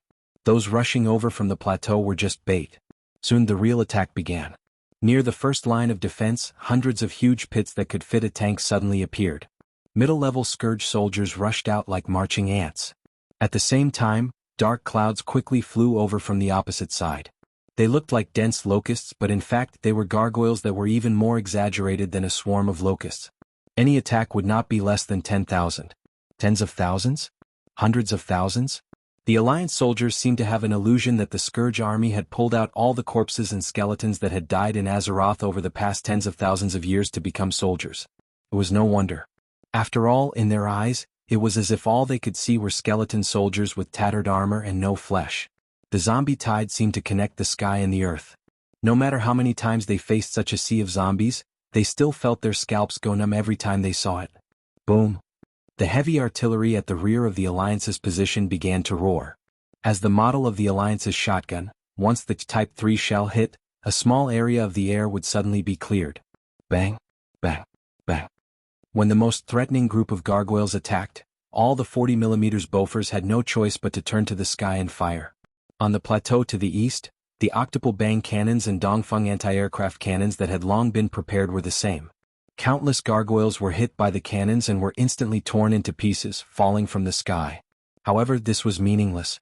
As long as the Lich King's magic power was not exhausted, there were as many gargoyles as he wanted. At first, the Alliance would still send griffins and hippogriffons to intercept them. There were too many casualties. The cruel exchange made every Alliance general's heart turn cold. The most disgusting thing was that if the griffins that died in the Ice Crown Glacier were not treated with holy water in time, they would immediately turn into bone griffins and turn around to slaughter the Allied troops. The dragons of the Dragon Slumber Shrine could suppress the gargoyles, whose claws could hardly penetrate the scales and skin of the adult dragons. Dragons had the advantage of crushing their ranks. Unfortunately, there were too many gargoyles and the giant dragons couldn't kill them all. Therefore, the Alliance's regular air force only lasted for 3 days before retreating. Replacing them were the Kiraj bug people that Duque had specially found on Kiraj. Although the Twin Emperors had temporarily knelt down, Duque's dominance over the Kiraji insect people had not fundamentally changed. Duque rarely used these insects, especially when Bao Bing played with the Sea of Insects. The biggest reason was that the Sea of Zergs didn't explode on a whim. The Insect Queen was ready-made. The price for the Insect Queen to ovulate and give birth to small insects was a large amount of meat. This meant that once Bao Bing went berserk, the entire area would be barren, all the animals would be killed, and all the corpses would be devoured. In the Eastern Kingdom mainland or Kalimdor, Duque didn't dare to play with the Sea of Insects. That was tantamount to suicide. In Northrend, Duque didn't have so many scruples. When surrounding the Scourge army in the Ice Crown Glacier, Duque directly let the 2 Kiraj insect queens build nests in the Howling Fjord and the Grizzly Hills. After strictly forbidding the insects from attacking people with the Alliance and Horde emblems, the insect people ate happily. At the cost of the remaining Vrykul people in the area and the extinction of all the wild animals in the Grizzly Hills, Duque finally got a flying insect army of a total of 1 million. In the sky, the gargoyles that passed through the dense curtain wall of anti-aircraft artillery and the interception of the giant dragon army began to dive towards the Alliance's position. However, they were intercepted by the Courage flying insects that were as dense as a swarm of locusts. Often, the two air forces in the sky intersected like lightning, and the winner was already decided. The broken limbs of the losers fell to the front of the position like dumplings falling into a pot. This kind of battle damage that was measured in hundreds every minute was a spectacular sight to behold. For the Alliance soldiers on the mountain wall defense line, this was a great pressure. Because as the last air defense line, the Courage insect people, was broken through, they had to face a double attack from the sky and from the ground. Sometimes, when they were firing, a gargoyle suddenly swooped down from the sky and cut off their head. This was already considered a kind of luck. The most tragic time was when a recruit was hooked by the sharp claws of a gargoyle and was directly taken into the air with a hoarse scream. A group of gargoyles swarmed up and directly tore off his limbs. This was not the end. The gargoyle was probably under the command of a lich and was spreading fear in the Alliance's camp. It grabbed the wailing man and swung him around in the sky. No anti-air cannons were able to hit him, until an elven ranger shot the unlucky guy to death. Even so, the Scourge army still turned the poor guy into an immortal and then threw him back to the Alliance's position like a worm. But now, with the army of winged insects fighting the sea of gargoyles, the Alliance's infantrymen were much safer. They carried out their duties and repeated the actions of loading mortar shells and aiming mechanically. They used cannons, flamethrowers, grenades and everything else they could think of to stop the tide of the undead army. In the sky more than 10 kilometers behind them, the battleships began to fire. The 400mm cannons brought about a destructive explosion. The largest area of the Scourge army on the plateau was wiped out. The violent explosion even collapsed the tunnel dug by the spider demons. It seemed that the Alliance had found the location of the frontline commander of the Scourge army and used heavy artillery to clear the area, directly destroying the Lich. The offensive of the Scourge army immediately stopped. The Lich King could indeed control any of the immortals in the Scourge army. But he couldn't divide his attention into 10 million parts and carry out precise control and command of every soldier. He could only make a general order, such as ordering 100,000 immortals to attack a certain area. As for which bunker and which cannon formation to attack, in fact, it still required the immortal commanders of different classes to carry out on-the-spot commands. Once they were eliminated, the Scourge army would be a bunch of blind flies and would be much easier to deal with. Seeing that the attack was ineffective, the Lich at the back stopped commanding and allowed the low-level immortals to be sent to their deaths. When the sound of the cannons gradually stopped, the earth elemental creatures under Alcavan started to take the field. They weren't cleaning up the battlefield but the land around them. It was because of them that the Alliance could avoid being dug by the spider demons to the rear.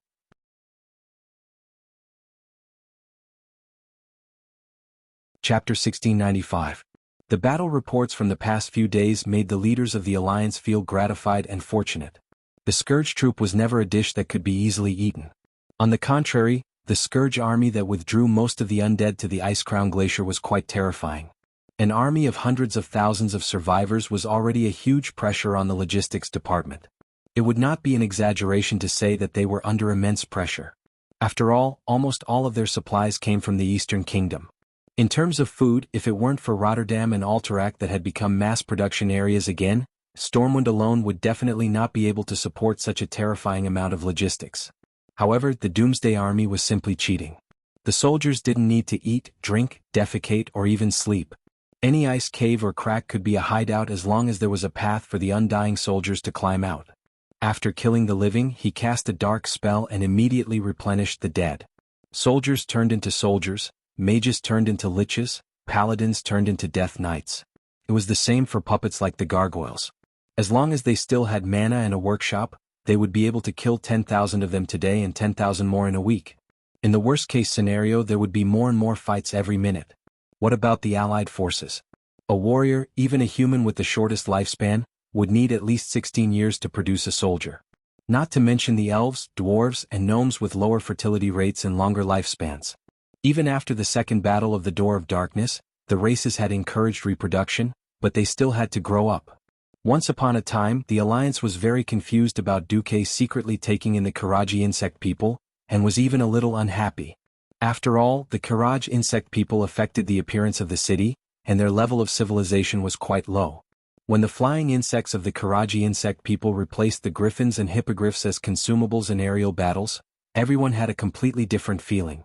To some extent, the bugmen were the bane of the Scourge army. Their completely different physiological structure allowed the bugmen to basically ignore the plague of the Scourge army. At least, the plague that targeted the bugmen had yet to be developed. The bugmen were not picky with their food. As long as it was meat, it was fine. Duque tried to order the insects to eat the flesh of the abomination, but he found that the Karaji insect people were completely fine. He really didn't know what kind of modifications Thun had done to them in the past to make them almost immune to poison. Then there was aerial combat. Aerial battles had always been cruel. Often, life and death would be decided in an instant in the sky, whether it was prepared or unprepared. Either the gargoyle was chopped into pieces, or the flying insect was killed and fell to the ground. When the bugmen fell to the ground, they would often be smashed into pieces. Even if the Scourge army wanted to resurrect, they would only be able to resurrect a pile of trash with no combat power. In the past, he didn't know that the Karaji insect people's hard but not flexible limbs would have miraculous effects. From the looks of it now, the bugmen were a bit like suicide bombers. If they could not kill the enemy, they would destroy them cleanly, leaving no way out for the enemy. For a long time to come, Duque still needed the bugmen to wear down the gargoyles. In the past, the Alliance had used their powerful air force to destroy the insect swarm, but it had been very difficult to destroy the gargoyle army. At the end of the day, the gargoyle's defense was higher, and a 40mm Bofors cannon couldn't kill it. However, once the Karaj bugmen with low defense hit their bodies, they were basically dead. However, in aerial combat, 2 bugmen would be able to kill 1 gargoyle at the risk of their lives. The bugmen didn't even need money, and even if they all died, their morale wouldn't be affected. Even the bug race themselves didn't care. Phew. The bugmen are really useful, but it's a bit harmful to the environment. Duque smiled bitterly. However, it wasn't the Alliance's territory, so who would care? Perhaps in the future the Alliance and the Horde would be stationed here, but at least not now. The tragic war of attrition lasted from March to May. Regardless of whether Arthas admitted it or not, the Scourge army was still declining. Originally, there were millions of Undying attacking every day, but it became 1 attack every few days. Meanwhile, the Alliance fought steadily, advancing the trenches and artillery positions step by step. Everywhere they went, they would ask Alcavan to help solidify the ground. Even the spider demons couldn't sneak attack through the ground. No, in fact, there was one time when Arthas did gather a large number of spider demons and prepared to forcefully dig a huge tunnel to the rear of the Alliance to destroy the Alliance's supplies there. Unfortunately, this group of miserable spider demons encountered the Oros children, that Duque had specially transferred from Silithus. These spider demons were nothing in front of the bigger bugs, who were even more formidable. This kind of stable battle strategy left Arthas at his wit's end. On the 3rd of May, Arthas' control was only left in the southwestern part of the Ice Crown Glacier. There were only 3 important places left in the periphery: the Dark Cathedral, the Door of Fear, Kaelisa, and the evil castle of Marikaris. On the Ice Throne, Arthas looked down at the 2 powerful existences, one big and one small, who were emitting demigod energy waves. Finally, his cold voice came from under the black helmet. Do you have any opinions about the recent situation of the Scourge army? Let me fight with Duke Marcus again. As long as I can snatch back my Titan runes. Maligo said through gritted teeth. My opinion is the opposite. I think that we should retreat. There's no point in defending the periphery, and we'll lose the elite liches and death knights of the army. Since the Alliance is going to attack the Ice Crown Fortress no matter what, we might as well destroy the enemy's main force in the fortress, the Sun King said. In the past, given Arthas's pride, he would definitely not agree. This was because it would mean that he was backing down and admitting that he, who had many soldiers and generals, would lose the overall situation. However, he did not object on the spot. Arthas said coldly, "Convince me." At this moment, the palm print on the right side of Anastrian's face, which was emitting dark energy, trembled because of the movement of his cheekbones. It's already very difficult for us to exhaust the Alliance. Our troops lack the ability to break through and we can't kill many of them. Not to mention replenishing our forces. Moreover, even if we kill Duke Marcus outside the Ice Crown Fortress, he has a high chance of resurrection. However, in the Ice Crown Fortress, even if he's a demigod, if he dies in front of the Ice Throne, his soul won't be able to return to planet Azeroth. When the Sun King said this, Arthas's eyes lit up. At this point in the war there was no such thing as mercy. If the Alliance couldn't take down the Ice-Crown Fortress and eliminate Arthas, once they retreated, it wouldn't take more than a few years for the Scourge army to create an army of over 100 million immortals. There was no way the hundreds of thousands of people in the Allied army could stay in this barren land forever. Furthermore, apart from Duke and the dragon aspect, who else in the Allied army would dare to guarantee that they would be able to defend against Arthas's assault?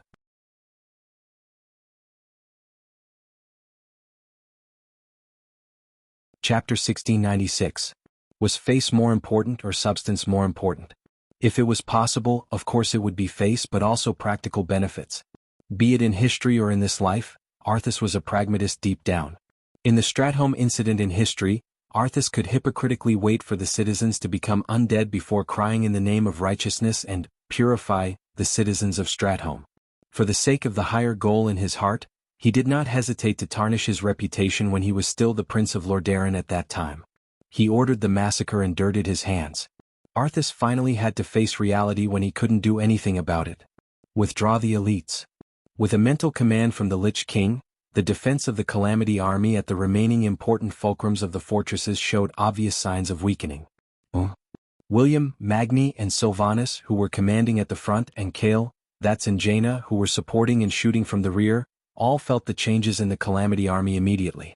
Although the attack of the Allied forces was covered by the two floating cities of Dalajan and Naxxramas, which had been temporarily repaired, and avoided the pain of attacking from the rear, the endless number of Calamity army soldiers still brought great trouble to the advancement of the battlefront. It was different now. In the past, there would definitely be a Death Knight or a Lich in every key node or fortress to hold the fort. However, the attacks in the past few days were abnormally smooth, and they couldn't find any mid-level undead, let alone high-level undead. The undead that stayed behind would either rush out like a swarm of bees to be eaten, or stick to their own positions and only attack the enemies that entered their territory. As for their companions that were besieged and beaten next door, they would sit and watch as they were killed, and then wait for the fate of destruction to befall them. Is it finally time for the final battle? Duque gently tapped the command table with his right index finger, and then gave an order. Pass down the order. Let the Silver Hand and all the powerhouses above the Radiant Moon level rest for 3 days. The front line will be commanded by the Deputy General. Duque's order was quickly carried out, but it also attracted a rather unexpected visitor. Oh, Varrock, why are you here? Naturally, it was Varrock Salyafar. This orc who was loyal to the great chieftain seemed to have aged a lot. Not only did he show signs of a hunchback, but his hair and sideburns were also much whiter than a few days ago. His only son was dead. Even if his hair didn't turn white overnight, it was more or less the same. Duque sighed. In a way, he was watching Salyafar die. If Putray was the mastermind and Arthas the culprit, then Duque would at least have an accomplice. Unfortunately, his race and position were different, so it was impossible for him to consider things from the perspective of the tribe. In a sense, young Salyafar was dead, and the tribe had lost the chance to produce a second Salyafar. Although the chances weren't high to begin with. But Duque respected Varrock. He was brave and loyal. In the original history, he was a brave warrior who survived from the first dark portal to the era when the army arrived again. Your Excellency Duke Marcus, I hope that I can at least join the Alliance's hero group as an individual. Duque looked at the weathered face and the pair of bloodshot, half-protruding eyes and sighed again. Duque could completely understand the tribe's actions. The tribe had sacrificed enough. An army of more than 200,000 had been destroyed in one day. 2 leader-level powerhouses had been lost at once. One was the strongest mage, and the other was a rising star who could have become the next great chieftain. It would be a miracle if Thrall didn't have any resentment. The tribe was now lacking in talents. If another leader of a large race died, such as Cain or Wajin, then the situation of the tribe would definitely fall apart.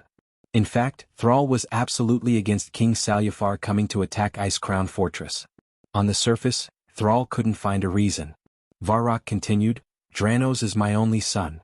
He is a good child with the bravery and fearlessness of orcs, and a sense of the big picture that orcs often don't have. I once pinned all my hopes and future on him.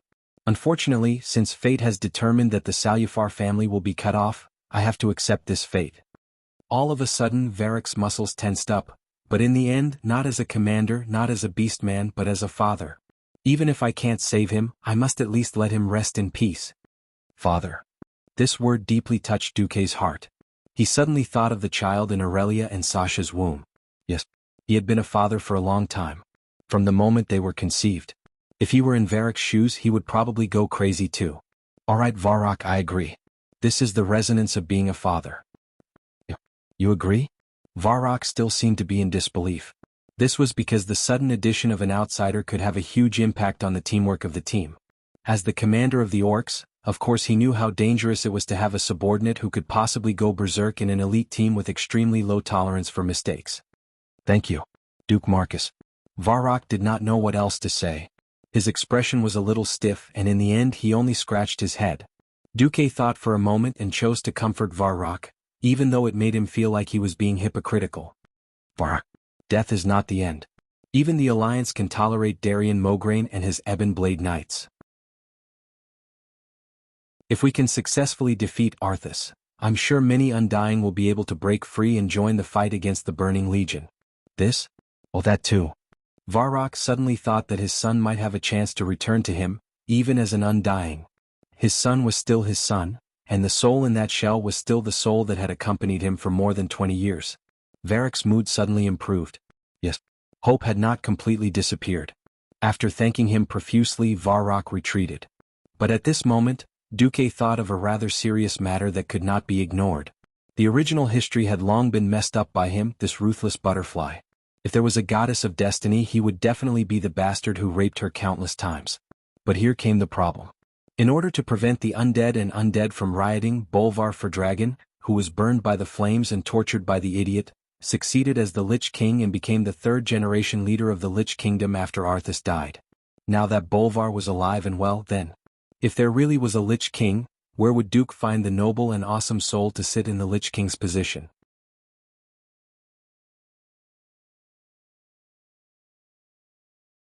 Chapter 1697. Bolvar, who became the Lich King in history, was a Lich King who had no sense of existence. In a sense he was not as famous as the four horsemen of the New Apocalypse who later belonged to him. In any case there was the former king of Torrential Fortress, Soras Trollbane, and the white-legged Sally Whitemane of the Blood Dog couple. So, when Duque thought of this problem he was still a little annoyed. I can't kill Fordragon just because there's a Lich King, can I? Duque laughed bitterly in his heart. One could not become a Lich King just because they wanted to. First, they had to have extraordinary willpower. Without willpower there was no spiritual power, and there was no way to cross the void and control the immortals from thousands of miles away. Without willpower, even if they were placed on the throne of the Lich King, they would not be able to do anything. In his previous life, Bolvar was betrayed in the Gate of Wrath, and then burned by Alexstrasza, who temporarily became the Minister of Foreign Affairs. His whole body was bathed in flames, and the plague virus in his body was burned to ashes, pulling him back from the brink of death. Of course, no one could withstand such a high temperature of the Red Dragon's flames. Bolvar's body was tormented by the flames, but he was already half alive and half dead. Later, the Lich King found him in the Gate of Wrath and brought him back to Icecrown Fortress, trying to turn him into a Death Knight to serve him. But Bolvar's strong willpower prevented him from obeying the Lich King. Bolvar had experienced the cruelest willpower training to become the third Lich King. Sigh. I'll cross that bridge when I come to it. Duque gave up on worrying about the future. Duque suddenly laughed bitterly. Arthas's car had not been overturned yet, and he was already thinking about the problem of his successor. Wasn't that a little too ambitious? Arthas retreating his troops back to Icecrown Fortress was not equivalent to a beautiful woman lying naked and begging for a frontal assault. On the contrary, it made the Scourge army into a tortoise's shell. Anyone who dared to underestimate this kind of strategic retreat would hit their head and bleed. Duque was still playing it safe. First, he had Gavin Rad and Theon lead the Silver Hand into the field and occupy the Dark Cathedral and the Evil Castle in the middle of Icecrown Glacier. Once he gained control of these two key mana vein nodes, he would be able to destroy the magic array that Arthas had set up in the Icecrown Glacier. Duque didn't even let Naxxramas or the Dalajan sit directly on either side. Instead he asked Neru to purify it before personally setting up a magic array. Should I say, as expected of the filthy demon queen? Duque really did find something fishy about these two earth veins. It was a very secretive magic spell. If someone or a powerful magic system extracted mana from it, it would be fine normally, but once it entered 100% status, the spell hidden in the mana vein would be triggered and inject the will of the Lich King into the magic system. Tisk, have we been discovered? Dragon Lich Maligos spat. An Astrian, who had an ice skull on his head, laughed. How could that little trick fool Duke Marcus? After occupying 5 of the 6 mana veins in the Ice Crown Glacier, Duque could finally announce that he had obtained overwhelming control of the magic net in this area. From this moment onwards, Ice Crown Fortress would no longer receive an abundant supply of mana. As long as they were willing to work hard to weaken it, they would definitely be able to make the Ice Crown Fortress lose its mana. Throughout the second half of March, the Allied army had been setting up cannons.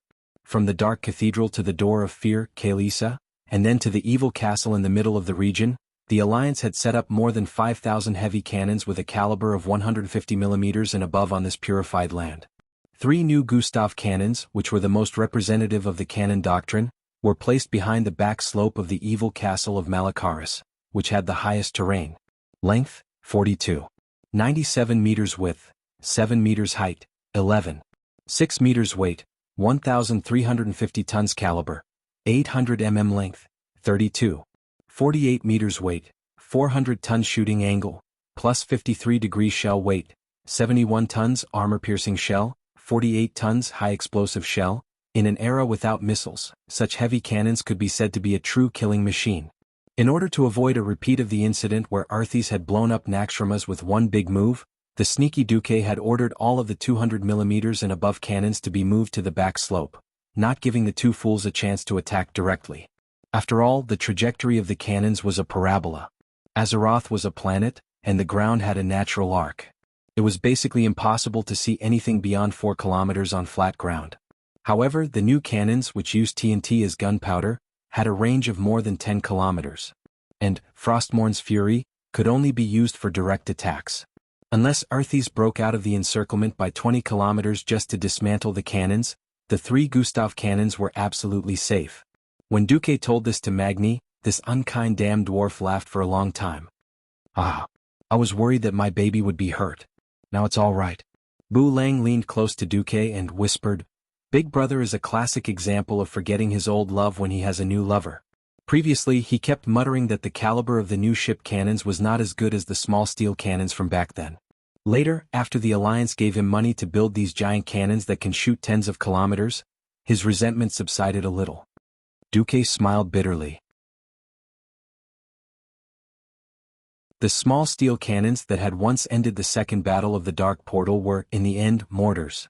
They could not shoot far at all. In a tactical sense, how could they compare with this kind of killing machine that could shoot tens of kilometers? In the future we will build bigger cannons. Magni shouted loudly. Duque smiled but did not say anything. In the future, that was the era of missiles and laser weapons. However, in order to test Arthas' reaction as far as the eye could see from Ice Crown Fortress, there were old cannons that could be pulled into a museum. They still had power, but it was just a pretense. Even the gunners were the mechanical gnomes under Mimiron. It's a pity that there are no more mechanical gnomes.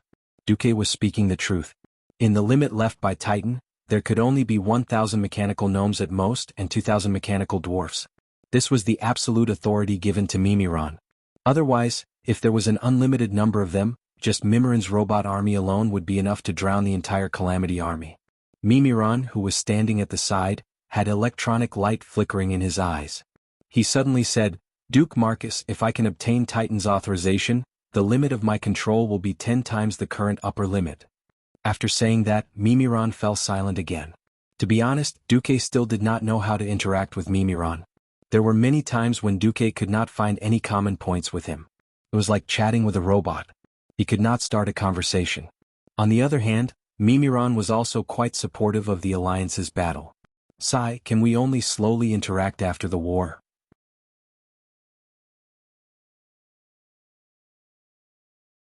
Chapter 1698. There had never been a large-scale battle that ended in a single battle. The more he led a large-scale battle, the more Duque felt moved by this saying. If he wanted to end the war quickly, he might end up like the gates of heaven's wrath in history, smashing his head against a fool who had the advantage of geography and manpower. Arthas herself was powerful enough. She also controlled the mana veins of the entire Ice Crown Glacier. Second-rate fighters like Bolvar and young Salyafar would be annihilated if they ran into her. After spending so much time to seize the geographical advantage and reduce the total number of soldiers of the Calamity army to an acceptable range, Duque finally began his attack on the Ice Crown Fortress. Even so, Duque still divided the allied army into echelons and sent them up one by one. The sky above the ice-crowned fortress was always dark and gloomy, and the wind howled angrily. Ever since the explosion of the ancient Kalimdor continent, this gloomy chill had persisted for tens of thousands of years. The wind cut like a knife. Even though it was already summer, the temperature in the ice-crowned fortress was not higher than -20 degrees. The soldiers of the allied army put on thick cotton-padded jackets and gloves, wrapping themselves up like dumplings. Even their faces were covered with thick goggles and half-masks. Only the hot air coming out of their mouths and noses showed that they were alive. Asterisk whoosh. Whoosh, asterisk 1 2. 5 dazzling blue pillars of light rose from different directions of the ice-crowned glacier. Those were the magic formations on the 5 mana veins of the City of Calamity, the Castle of Evil, and the Cathedral of Darkness. Each formation was overseen by a top-notch radiant moon mage, such as the great astromancer Solarian. They chanted complicated incantations and used hand gestures that mortals would never understand to slowly fine-tune the energy output of the mana veins. Admittedly, all the formations had been personally drawn by Duque using the Titan runestones. The specific effects still depended on the spellcaster. Raising his head, the Lich King's gaze pierced through space and landed on the magic pillars of light. He quietly watched as the pillars of light grew brighter and brighter, connecting the heavens and the earth, as if they could reach the other side of the universe. Your Majesty, don't worry. The magic power of the 5 branches combined is not as great as that of the ice-crowned fortress, the Sun King comforted Arthas. Anastrian was telling the truth. The ice-crowned citadel had not been built randomly. It had been specially chosen by Nazul when he descended upon Azeroth. That first-generation Lich King spread his mind power throughout No Scent and searched for a long time before picking this place. Then, while strengthening his own forces, he dispatched various undead as craftsmen to build this unique ice castle. Although the 5 mana veins in the surroundings were very powerful, they were only about 70% of the ice-crowned fortress strength. However, when the 2 floating cities, Naxxramas and the Dalajan, appeared in mid-air in the distance to the southwest and southeast of the ice-crowned fortress, Arthas suddenly had an ominous premonition. No. I'm going to destroy a floating city first, Arthas said as he stood up. Just as he was about to make a move, there was a sudden rumble in the sky. It was a line of fire falling from the distant sky. A huge comet fell diagonally, breaking through the dark void, smashing through the thick clouds, burning the cold winds in the atmosphere into blazing turbulence, and finally aimed at the ice-crowned citadel. Arthas was no stranger to this scene. AI. Oh. This name was almost squeezed out from under the heavy black helmet. It was the moon goddess Elun. Azeroth was the only true god, and this was after excluding Si, Thun and the other evil gods.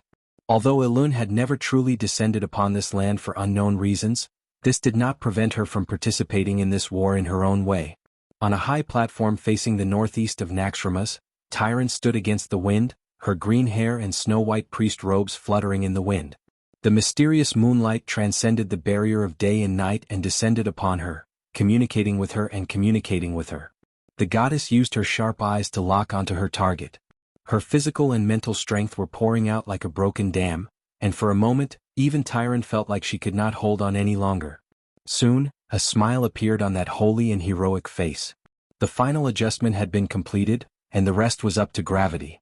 Perhaps Arthas could try using a light cannon to see if it could stop the meteorite from falling, deflect it, or something else. Elun would naturally protect this falling meteorite with her divine power. No matter what Arthas did, Elun's goal of consuming the magic power of the ice-crowned citadel would be achieved. Behind the Lich King's helmet, there was a clear anger in the pair of deep eyes. Send it to me if you have the guts. When passing through the atmosphere, the strong friction would cause the meteorite to burn and reduce its weight. Even so, when it fell to the ground, there would be at least 1,000 tons of meteorite. Coupled with the terrifying kinetic energy, even the sturdy ice-crowned citadel would not be able to withstand a meteorite head-on. This was an open plot. An open plot that Arthas could not resist. A beam of white light that seemed to freeze everything in the entire field of vision was shot out from the ice-crowned citadel. Arthas finally made his move. Frostmourn's Wrath. The white freezing beam collided with Elun's purple and blue meteorite in midair. It burst into a dazzling brilliance like fireworks.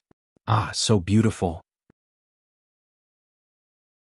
Jaina, who was guarding Naxxramas, felt as if she had returned to her childhood, when she first saw fireworks. Next to her, Duque smirked. Wow.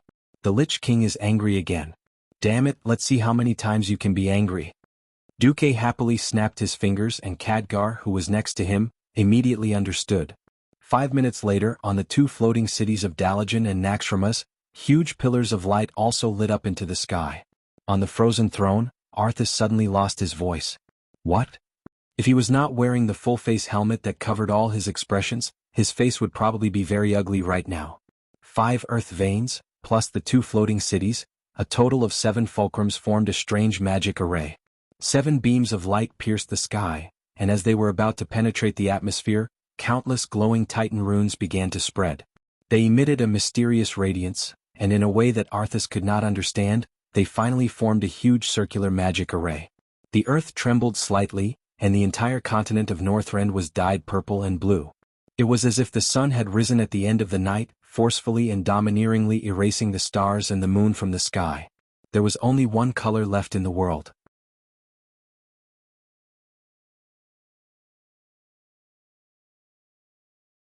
Chapter 1699. Countless soldiers of the Allied army witnessed this scene. Everyone's mouth was unconsciously half open as they sighed in astonishment. This was a grand scene that only existed in epics. Even though Duke's generosity had refreshed their knowledge time and time again, but every time, they would still be fiercely shocked. Duque. On the frozen throne, Arthas let out a voice filled with incomparable resentment. At this moment, how could he not know what Duque was planning? The combined energy of the 5 mana veins was indeed unable to reduce the overwhelming mana of the Ice Crown Fortress, but with the addition of the 2 floating cities, it was a different story. As the 2 most important mana nodes of the magic net, the Dalajan and Naxxramas were not only the mana hubs under Duque's control, but also the largest mana storage and an important connection between the 4 major elemental realms. Arthas could never have imagined that Duque could actually connect these 2 unrelated mana nodes with the mana veins to form a huge magic array, which in turn surpassed the transcendent status of the Ice Crown Fortress. In the sky, the huge Titan runic magic array emitted a dazzling brilliance. Finally, all the mana condensed into a pillar of light that would take about 10 people to wrap their arms around, and fiercely fell from the sky, pressing down on the Ice Crown Fortress. The moment before the pillar of light hit the Ice Crown Fortress, Arthas refused to let his efforts go to waste, because this fortress at the top of the snowy mountain was the symbol of his control over this land of ice and snow, and even the future of the entire land. On the dark black castle, there was an uncomfortable pale light, and an even thicker white pillar of light rose against the sky, colliding with the purple and blue pillar of light falling from the sky. At first, the white light strongly counterattacked, once raising the position of the collision to 2 kilometers above the castle. But as the magic array continued to descend more abundant and purer mana, the white light was once again suppressed. Finally, 2 terrifying pillars of light, one purple and one white, condensed about 500 meters above the fortress, forming a state of mutual exhaustion. Squeak. It was hard to describe this sound with words, but it could only be said that it was more like the sound of electricity. In the command room of Naxxramas, Duque was expressionless. He had already handed over the maintenance of the magic array to a few of his subordinates. He believed that Khadgar, Jaina and Kale, these veteran powerhouses, would not disappoint him. Duque raised his right arm up high and brought it down heavily with a knife-hand posture. Fire. In the command room, in close to 100 large and small images, each cannon let out its own unique roar. The continuous explosions of the cannons condensed into a ball in the air.